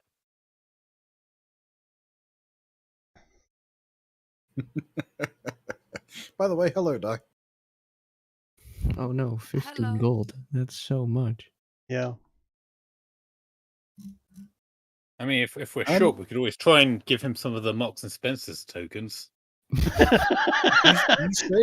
You say 15 gold. Oh no, how expensive! But the thing to bear in mind is that typically a very well-off person could expect to spend approximately 1 gold a day to, live a lavish lifestyle. Mm-hmm. Yes, but we're adventurers, and even the poorest among us has thousands. Or at least hundreds. Yes. I mean, if you look at the price of a single magic weapon, Yeah, the economy in D&D is absolutely useless. So before you leave the bartender, the man asks you, "Oh, what is your name, friend?" I am Goose. I look my hand to shake his hand. He takes the hand and he nods and says, "Dorian, nice to meet you." Nice to meet you, God. Dorian. A pleasure. God's Ginge. Dorian. Yes, Dorian Gray. I bet you've been thinking about that for a while, huh? Actually, I only just came up with it on the spot right now.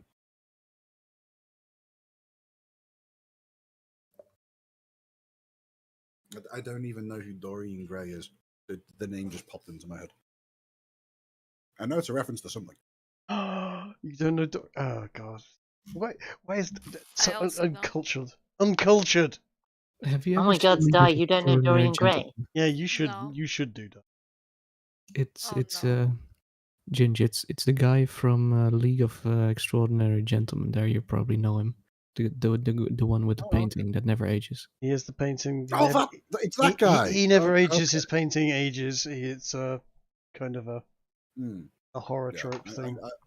I knew the name from somewhere. I just couldn't quite put my finger. But I figured I might be able to elicit some groans. Mission accomplished.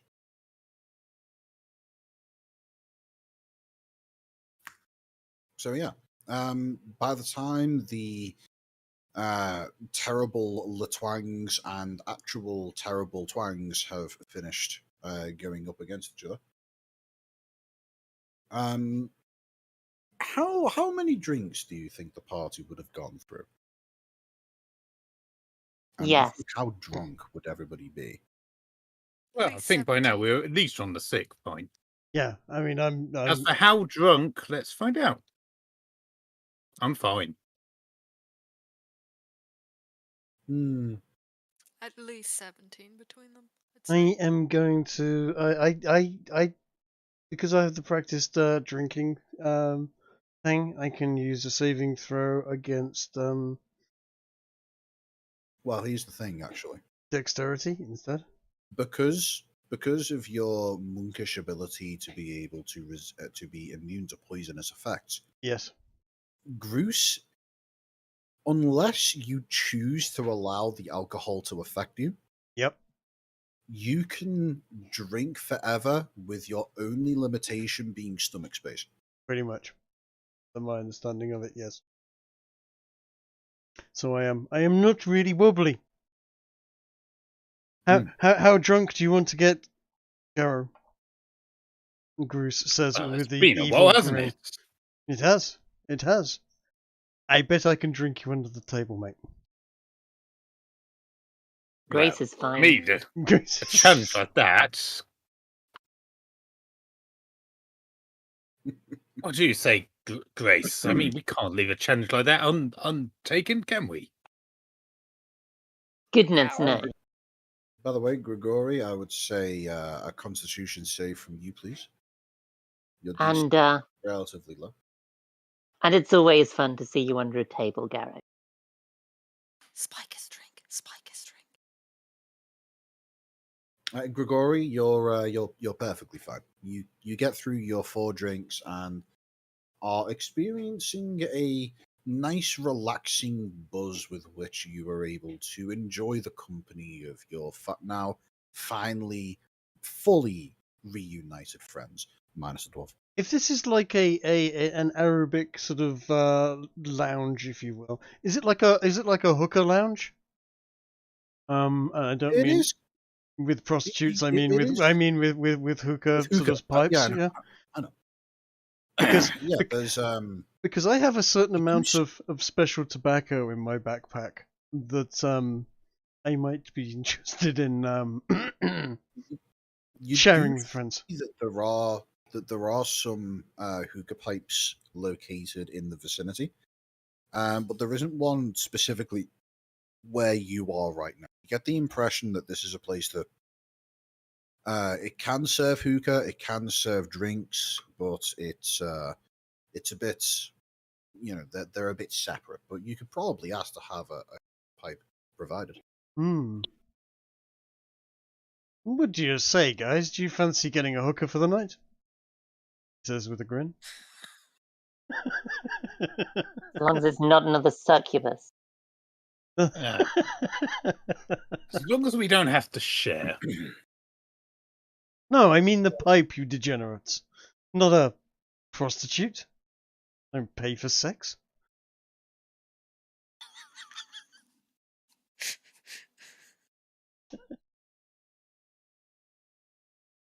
Okay.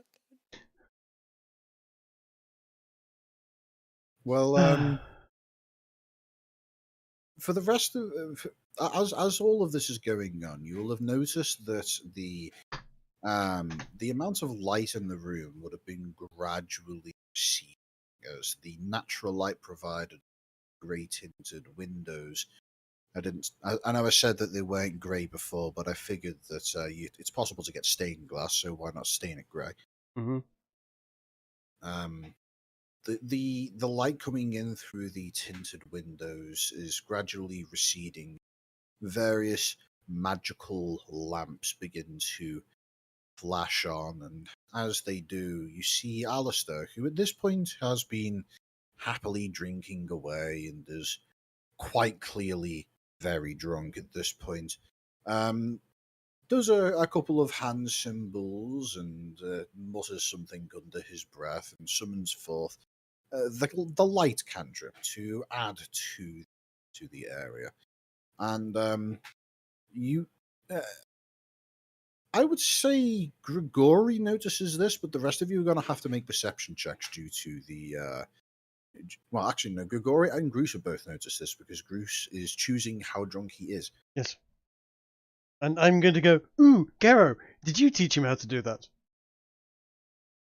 Wait, 23 is not sufficient. I said perception check, not Constitution save. Mm-hmm. I would say the Constitution save prevents you from having any of the negative effects of alcohol, Kiki, but you are certainly being influenced by the positive effects of alcohol, in that you don't give a fuck about a little light bulb turning. Well, And I would say the pair of you roll plenty high enough to realize that everybody in the party has spotted that the previously almost silvery bluish light entity that is spawned whenever Alistair uses this effect is now a soft pink. Ooh, Garrett, you can do that as well, can't you? I'm gonna get out a couple of darts, about say 3 or 4 of the darts. Can you make one of these glow? Garrow looks at the darts and says, which one? Any of these 6? Yes, any of these 6, sure. Whichever one you like. He's going to reach out for the one furthest to the left. Don't know if that's... Okay. Does he manage to pick it up? I will guide one into your hand. Yeah, he will think about it, he'll start doing the spell, and then he'll look up to you. Any particular colour? Don't mind. Your dealer's choice, mate. Dealer's choice. Anything anything that's not grey or white. You know, make it I don't know. Green. How about Green's blue? a great colour. Oh, green. Yeah. Green. Okay. Yeah, he'll make it an emerald green. Okay, groovy. And I'm going to start juggling the darts with one of them glowing as I juggle them. All right. So now we have a juggling green light, Yes. an orange light, and a soft pink light, suffusing the area and adding a bit more interest to the surrounding. You know, Garrow's going to applaud Groose, and then he's going to try and convince him to throw one at him. Throw one throw one at you? Are you sure? Yes. Yeah. Yes, he nods emphatically. I mean, actually at you or generally in your direction? At. As if I was attacking you, just making sure here. Aim for the eyes. I'm gonna exactly. Fine, okay. Does 26 hit? It would. However, how do I put this into chat? Roll 1d10. Yes.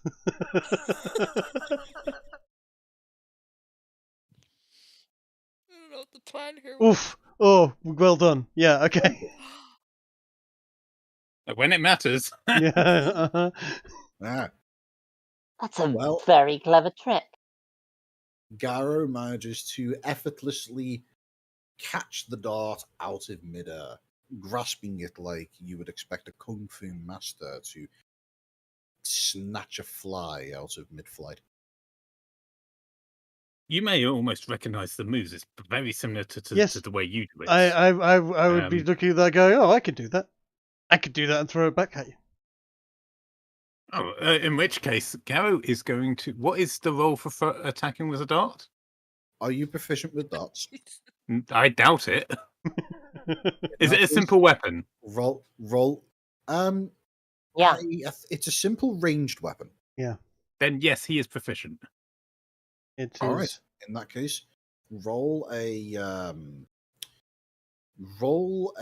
d20. Add your strength modifier. Add your proficiency modifier. Isn't it Dex on darts? It's arranged. I It's dex for attack and strength for damage. any specifically thrown weapon can be thrown with strength instead of dex. Oh, okay. Right. You can throw He's going to throw it in your darts. general direction, but not directly at you, mainly because he can't work out which one of you is the real you. You should be rolling higher than that. You should add your strength to it as well. I did. Yeah, and your proficiency bonus. I did not. Where's Yeah, that? plus 8. Plus another 4. In that case, So does 21. 21 hit you? 21 No, does that's just it. hit me. Really? However, Now roll it again, Garrow. Because What, I the would same- argue that since you yourself just said that you're looking at multiple Grooses, that definitely counts as disadvantage. that will hit. Yep.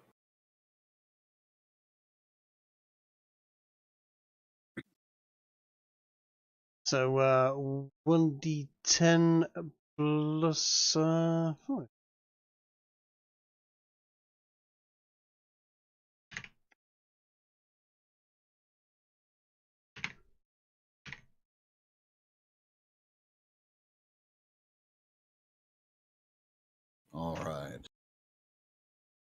14. Okay, Garrow, go ahead and roll the damage of the dart that have been. Can I healed. use this again? You can if Bruce throws it back at you. Yes, I need it to be. If you've done less than 14 damage, I can throw it back. What's the damage of a dart? Let me It's just 1d4 plus your strength. 1d4 plus dex, yeah? Plus your strength. Okay. You're throwing this with your strength, not your dex. Unless you want to throw it with your dex, in which case I ask why. Hey, look at that. Bruce gets to throw it back at you, assuming he uses a key point for it. Yes, I'm going to use a key point and throw it back. Okay. It does count as a So- monk weapon for that attack as well. Damn. So that would So be. if I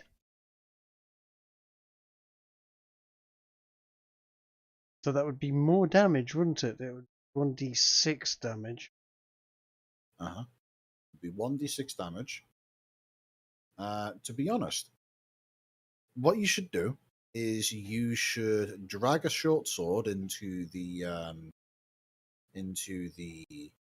thing from the compendium Or and just click that. That'd or be just make a regular fisting attack. You are that would correct. also work, yes. Yes.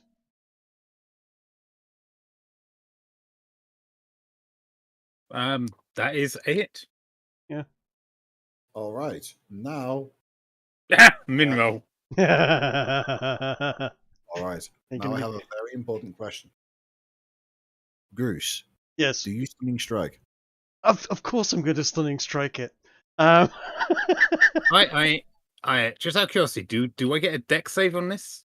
stunning stunning- strike. Because Can you stunning strike with a ranged attack?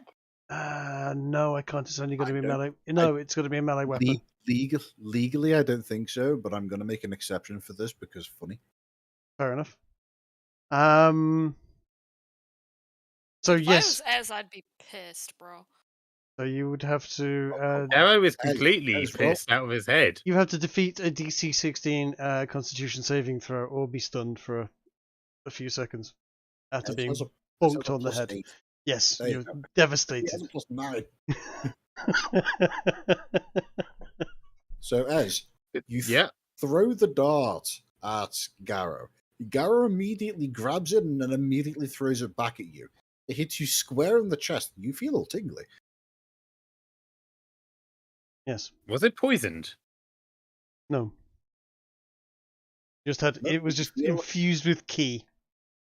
Ah. You Oh. distinctly remember one time a Dragonborn in Meadowburn performing acupuncture on, and it feels something similar.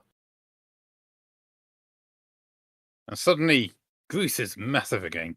Yeah, Gareth's just, he's laughing, he's having a good time. Then after a few seconds, he actually looks down and sees it like sticking into his chest, and it's like, oh, I guess, ow, maybe. And he pulls it out and looks at it, and just like, hey, Goose, any idea how one of your glowing darts got here? And Yes, he just toss it. He'll just offhand toss it, not actually throw it like a dart, Mhm. but just toss it towards Goose. And I'm sure can just effortlessly catch it. And I'll just juggle it. catch it and carry it and sort of mix it in with the juggling that I've been Yeah. continuously doing. Yeah, Gao's just positively confused right now. He has no idea how they got there. By the way, you would hear a distant clapping as the barman has clearly been watching this whole display and is very much enjoying himself.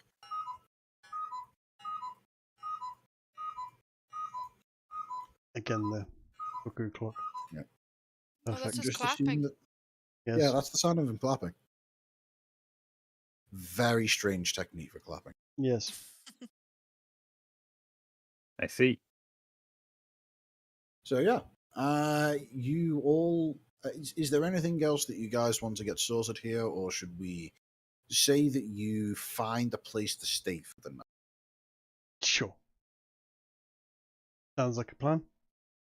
And I'm also going to relay to everyone that there might be an interesting place nearby, just up the river, where we can get good shit.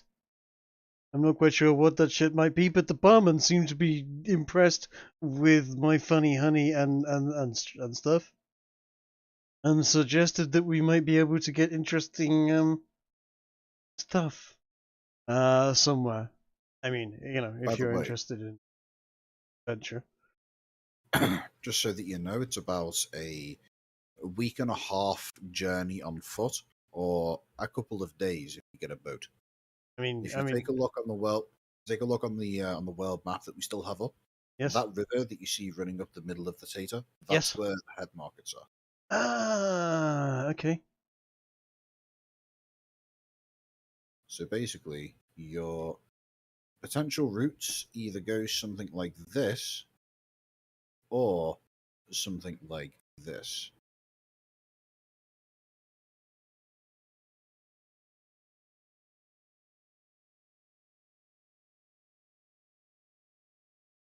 But yes, Grigori is voting for lodgings for the night. Who's drawing orange arrows? What? Who? What? Who would be drawing the rest of that face that you clearly started?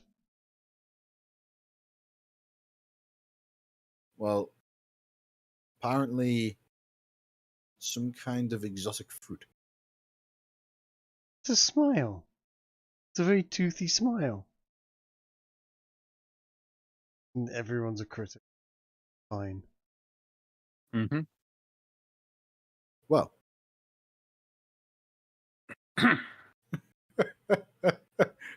okay, sure, Theo. I can see the resemblance. So yes, as you are all seeking lodgings for the night, it turns out that you're actually able to stay the night at the Ashy Mug. Turns out the man does have a single room available for you all to sleep in if you're willing to share. I mean, okay, I guess it's big enough. Garrow's a huge bloke. I mean, it would be cozy. It's not big enough. It's not. It would be very cozy if you all slept in there, and Grace would absolutely have to take her armor off in order to be able to have even the chance of finding some floor space to lie on. Well, while the party's trying to figure out if they can fit into the room, Garo's going to announce to them that he's going to see if he can find some better lodging elsewhere. No offense, Grey old chum, but I don't think it's big enough. Yeah, Dorian looks at you with a knowing smile and says, "Well, if you pay your bill, I'll be happy to point you in the direction of somewhere where you can find better rooms." And he gives you a teethy grin. Yeah, well, Garo's going to go over to him and he's going to say,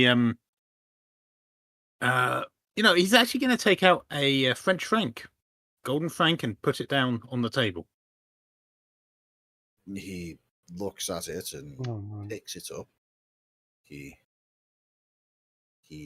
cocks his head and says, "Is this foreign minting?" It's the most foreign. I assure you, you'll never find any like it in the world. He bites the coin and looks at the tooth mark that's left in it, and he pulls out another gold piece and compares the two, weighs them, and says, this is about it's no. Well, your bill is it's I'll say 50 gold. How about that? 50 Not just for including me. No, for everybody. Don't worry, my friend. You haven't drunk it that much. That's a 5-0, by the way. Yeah, what? Garo's too drunk to argue. He's just gonna say, all right, well, there's 6 of us and 50. That's 11 gold each, right? Hey, Garrett, No. you seem mighty impressed by that light of yours. He turns to look at Grace and nods. Yes, it's one of my best spells. Alistair was very kind to teach me his power. If I can improve on it, would you cover my bill? Alistair is You know how to improve my face spell? first, head on desk, asleep, by the way. Totally understandable. Here, pass me one of those lights. What lights? Like a candle? No, the lights you've made. You've made one of them is on one of my darts. I could happily pass you Yeah. the glowing dart. You can only maintain One light at a on a time. single object at a time. Okay. Are we agreed on this, Gary? Sure. If you can teach me a way to make my magic even stronger, that would be worth your share of the bill. Perhaps in time. For now, I can show it to you. I shall cover the light with a bowl or a tankard or something, and then as I lift it again, I will cast daylight.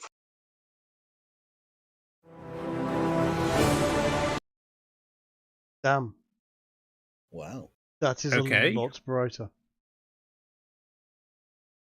Well, I- as the bowl is uncovered, you see that the dart, once suffused with a soft green light, is now glowing like the sun. It's almost blinding, given the fact that given the fact that your eyes have all adjusted to the now rather dim conditions of this bar at night. Well, I have to say it's a rather loud light of yours, but how do I do it? Perhaps I can teach you some war prayers. War prayers. How? What's that got to do with magic? Oh, everything, Gary. I don't know about this. Though you obviously you worked hard to make a miniature star there, but tell you what, I'll cover half of your bill. That's only fair, isn't it? That was not our agreement. Our agreement is you teach me.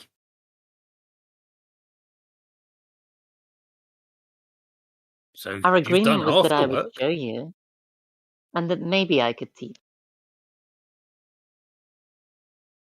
Ah, the agreements of drunkens.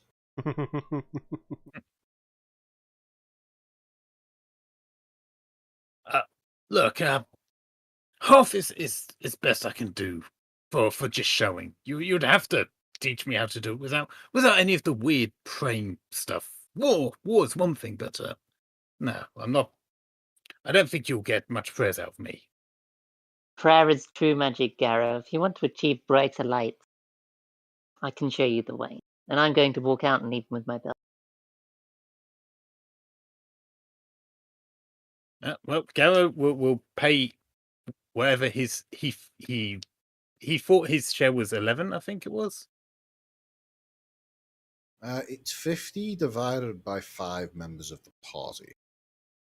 That is rather a simple one. And So definitely so- 11, yes. Yeah. I mean, it sounded like the barkeep was about to correct him. No, Garo specifically asked the barkeep, so I believe my share of the bill is 11, and the barkeep replied very flatly, eye to eye contact, no. He said no. He said no. He didn't correct you, he just said that was incorrect. All right, so as Garo would then wobble a bit and just say, okay, yeah, well, let's see, 5.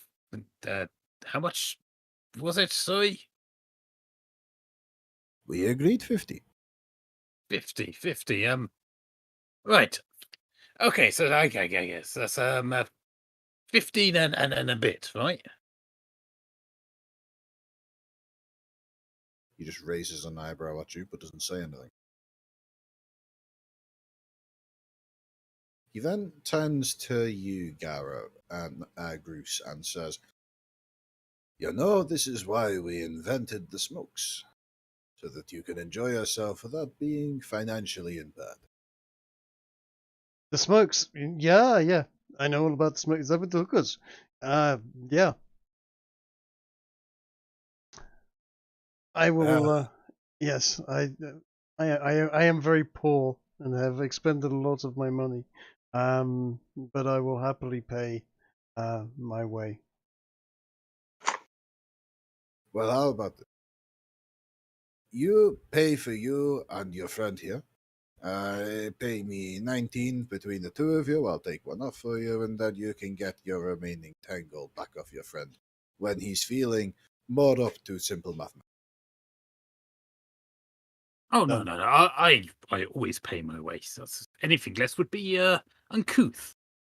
Garo basically takes out his some of his coins, counts them out a bit slower than normal, and just slams 15 gold pieces down on the table, and as if to settle it.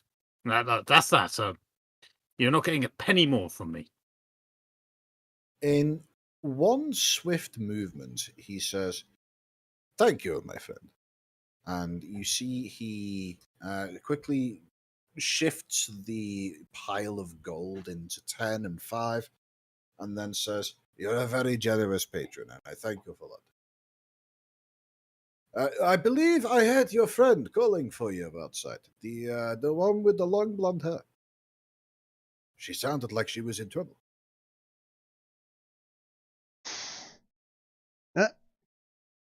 What, Grace is in trouble? I doubt it. Whoever is Yeah. attacking Grace is in trouble themselves. But I will go and see. Yeah, we Uh, probably should. he, See, this is how you deal with these people. They'll swindle you if you're not careful. as Yes. as I'm sure Garrow goes running out to help his friend, the man just grabs you, Bruce, and says, "Make sure this gets back to him," and hands you 5 gold pieces. I will. Thank you. And then grabs you again if you try to leave and says, "Now for your pay." And I'll pay him the 10. Pats you on the back twice and says, "Have a nice night." You too, my friend. And thank you for the information. He nods and says, "I hope we see you again, but I doubt it." And Grigori, you say that you are paying for the rest of the party, so that would be yourself, Alistair, and Grace all at once. So that would be a total of 30 gold pieces. Do you want me to deduct that from your character sheet for you, or can you do that yourself?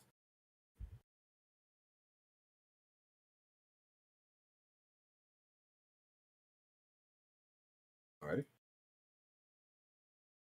So, since since CD has been just kind of following along the party, not really doing a whole lot, and during the period which you have all been drinking, just kind of stayed out the way. I think it may be a good idea to call and to the session here. We Yeah. will pick up next week at the same time, preferably on time, and possibly with a new member of the party. Cool. I'm going to go ahead and deduct 30 off of Gory's character sheet. It's up to you, Theo, to get that money back off of your cheapskate friends. Ginge, I'm gonna ask you flat out, right? Uh-huh. What are my odds of actually? What are the odds of these guys actually being willing to stand up and rebel against the elves that are taxing them and not really giving them anything in return. So Grace doesn't have the concept of landlords then? Well, absolutely. But if you are if you are paying someone a tax, then surely they are providing you a service other than just you have some freedom. They're Well, doing maintenance and upkeep. I'll let you decide precisely how much of this that Grace specifically is able to understand. But the deal between the tieflings and the elves is quite simply you pay us taxes and we don't shove you back into the caste system that is the city of Brass located on the elemental plane of fire. Yeah, exactly. That's basically just I don't see how anyone would be happy with that deal if the option to rise up against it came Grace is trying about. to start a rebellion. It Of sounds course like. she is. She's a paladin of conquest.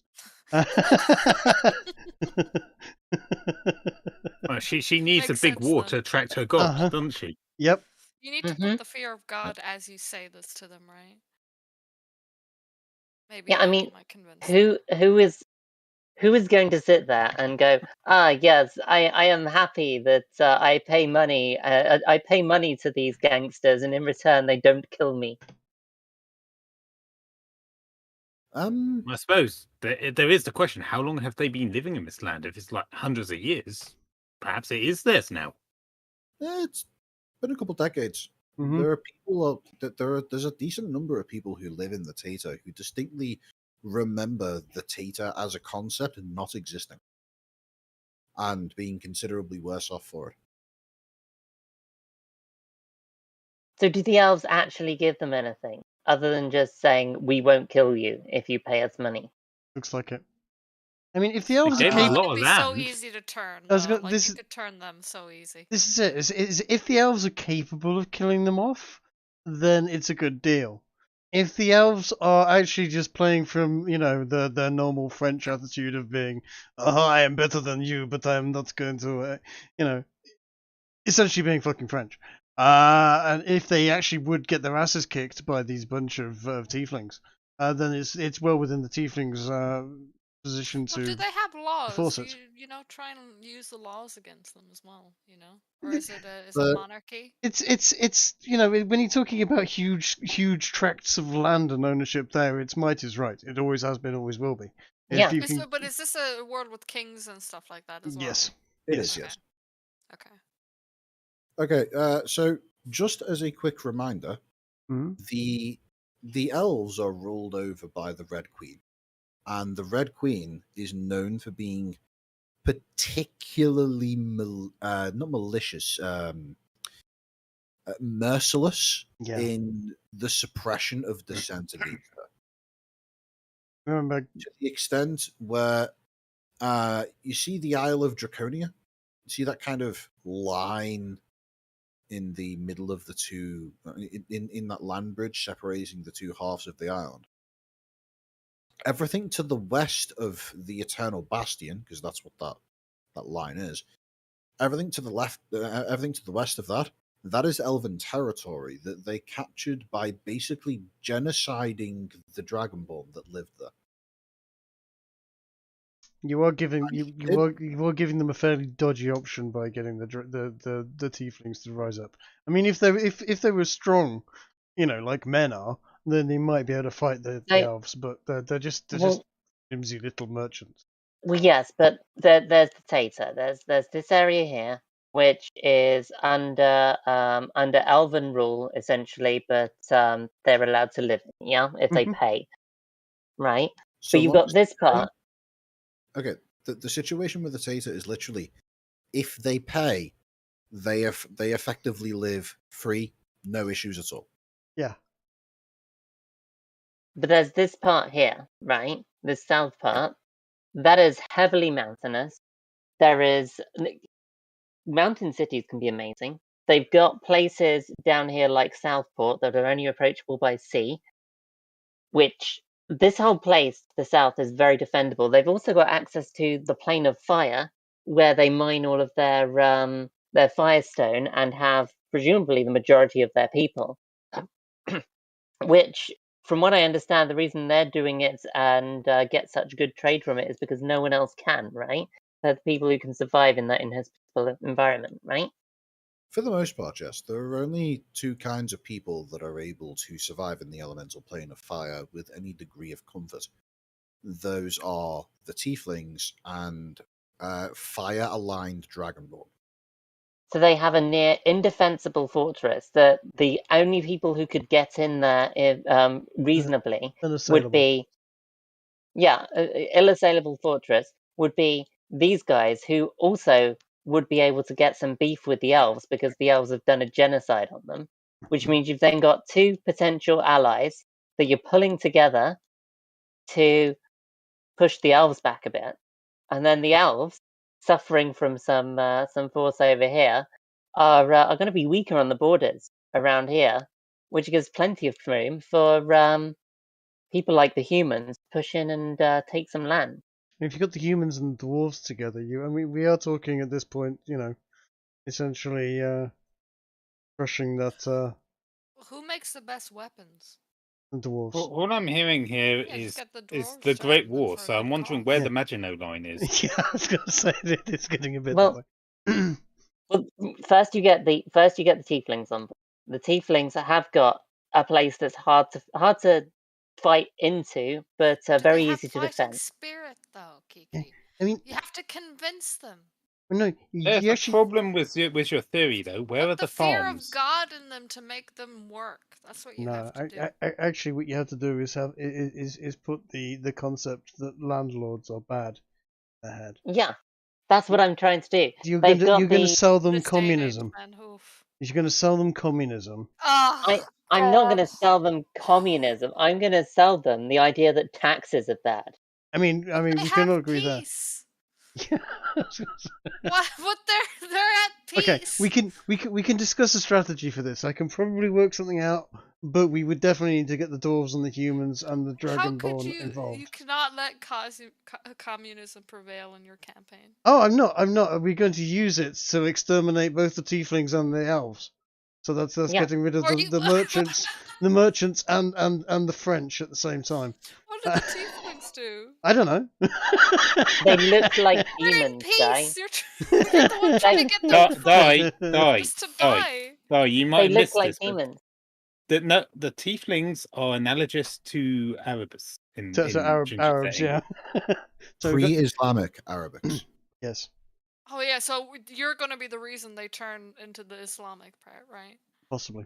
Probably. But no, Okay. seriously, they That's right. Yes. how Great. much Have to cover loss? up to hide their scales, you know. How much loss per inch of land would the elves have trying to take this area? The tieflings have presumably come in from the plane of fire, since that's where they keep most of their stuff, presumably, right? Which means that they've got their farming and their sustainability there. This is from what I understand, somewhat trade. Okay, what Um, is your I what can is give Kiki? you Yeah? a bit of additional context. Well, why do you want to do this? Oh, that's easy. Oh, come on, that's obvious. She's She Right, wants to make Grace. a big war to get her god to pay attention to her again. yeah. Yeah, Grace is a paladin of conquest, serving under the god of war. God, you lot are the worst. It's the worst. Man. Fucking hell. Look, don't blame Kiki on this. act Blame all Trig. high and mighty. They act all high and mighty while causing the most fucking This damage. is your fault, Trig. What did I do? You let her meet her god. Yes, and as That always goes well for and- the people following and God, right? and since then she's been far more amusing. I mean, she was But no, fun you before, Go but full on. No, you have to go full on like crazy Pope though. hmm Like you have to Right, go on now- and like whipping the non-believers and like coming across as it's very berserk, obviously. But, you know, it would the be, but- Crusaders there. It hmm would They be really though, put the Jin. fear of God, their God, into people. Yep. Ginger, it would be incredibly hard for the elves to assail this area that I've bordered in purple, right? It'd be very Eventually. difficult. Yes. I mean, you could build a city. If you built a city up in the mountains that was essentially walled city, lots and lots of tight knit streets that were only maybe 2 people wide, and all the houses sort of it run in like a zigzaggy pattern, and then you could have walls, roof access through each of the buildings, and then planks. So basically, you could have archers running around on the rooftop, shooting into the streets below, and make it If into you a can fortress get, city like Yeah. that. Yeah, if you can get Let me Draconia, explain a few things. So hang on, first of hang on. all, the elemental plane of fire is home to a wide variety of races. Huh. They all exist within what is known as a caste system. The tieflings are at the bottom of that caste system. So we could get them to rise up. The most angry. They have nothing to lose They- but their chains. This is They perfect. they have already risen up, Mhm. and that rising was an exodus. They basically They're the just scraps of left. what's Hmm. left. They say that, so They- they're weaklings. They're not going to be good fighters, are they? They took out the bottom rung of that social ladder, and just literally just left. Okay. And they came to Yesrallaw, and then started to spread out and explore the land that became known as Mount Paradise. They then encountered the elves and said, "Look at all these things we brought from the elemental plane of fire. How about a trade? We need land. We'll give you anything so that we don't have to go back there." And the elves, the one elf that isn't a fucking cunt, said, "Sure, but so it's they gonna actually be helped them out. expensive." I think we'd be better off starting a war with the orcs. But I you know, think we'd more to the actually point, do probably. any of us know this history? I mean, no, Uh, probably not. Bruce Bruce might. Bruce would probably know. I think we'd probably be better Grigori off almost certainly knows. Yes.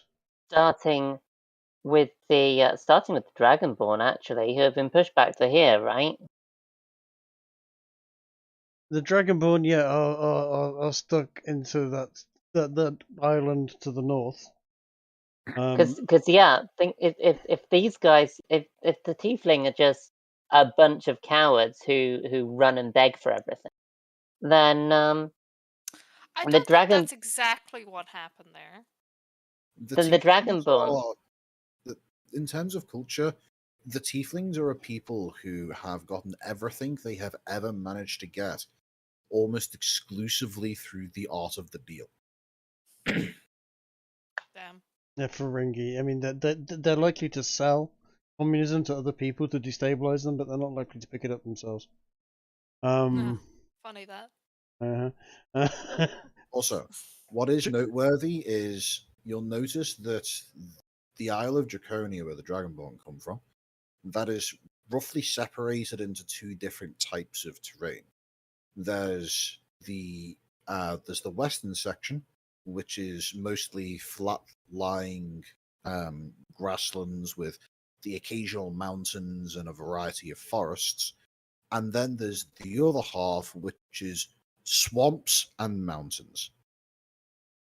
When the Dragonborn were kicked out of the low-lying fertile lands by the elves, they were given the choice of either die, become slaves, or leave.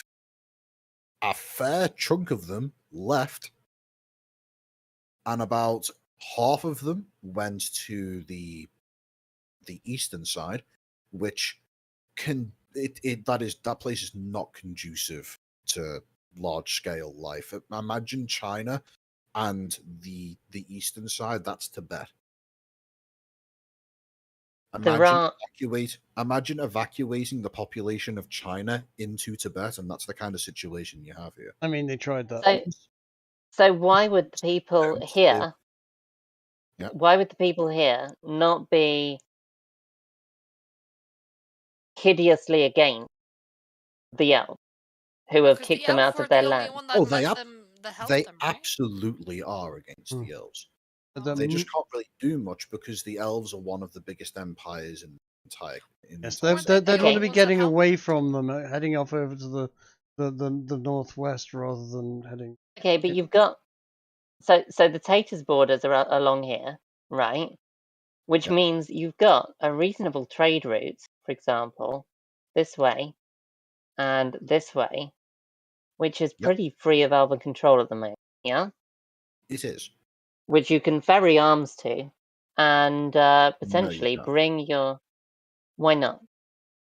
Because there is the land that the Dragonborn were left with has very little in the way of economic power with which to be able to initiate trade.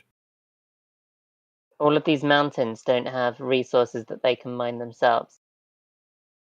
They have mines, but nothing on an industrial scale. Sounds like a management problem. Yeah. I was going to Yeah. say what we need Oh, to it do absolutely is. is They- flatten some of they those just- mountains down. Just sell them sell gravel. those- They need a leader.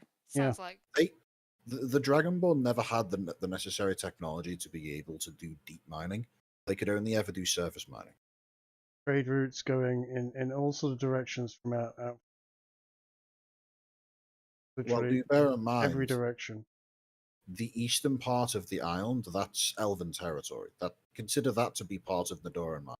Yeah, but I mean, you can trade with the elves. Just trade with anyone to increase wealth, and then use that to buy Get more weapons. mining equipment.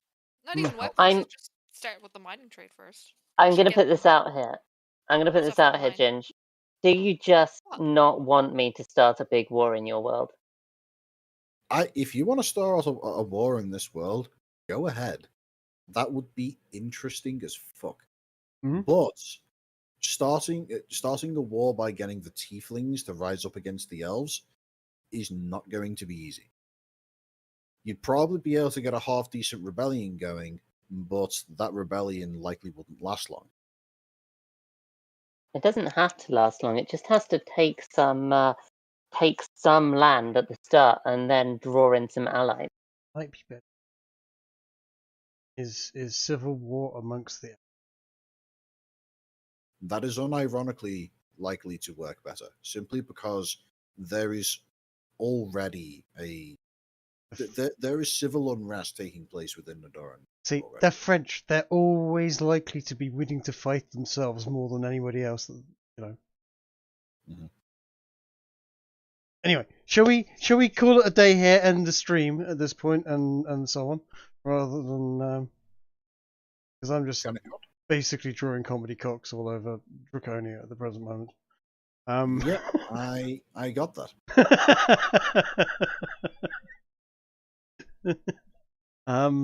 Yes. So I'm gonna stop that stream, and it's been fun. Sure. If are we still live? We are. I'm gonna end the stream here. So I'm gonna say yes. All right. Well, have a nice night, everybody. Anybody who might happen to be listening. We had viewers. We actually had viewers plural on for that one. Really? Yeah. Good God. 8 people.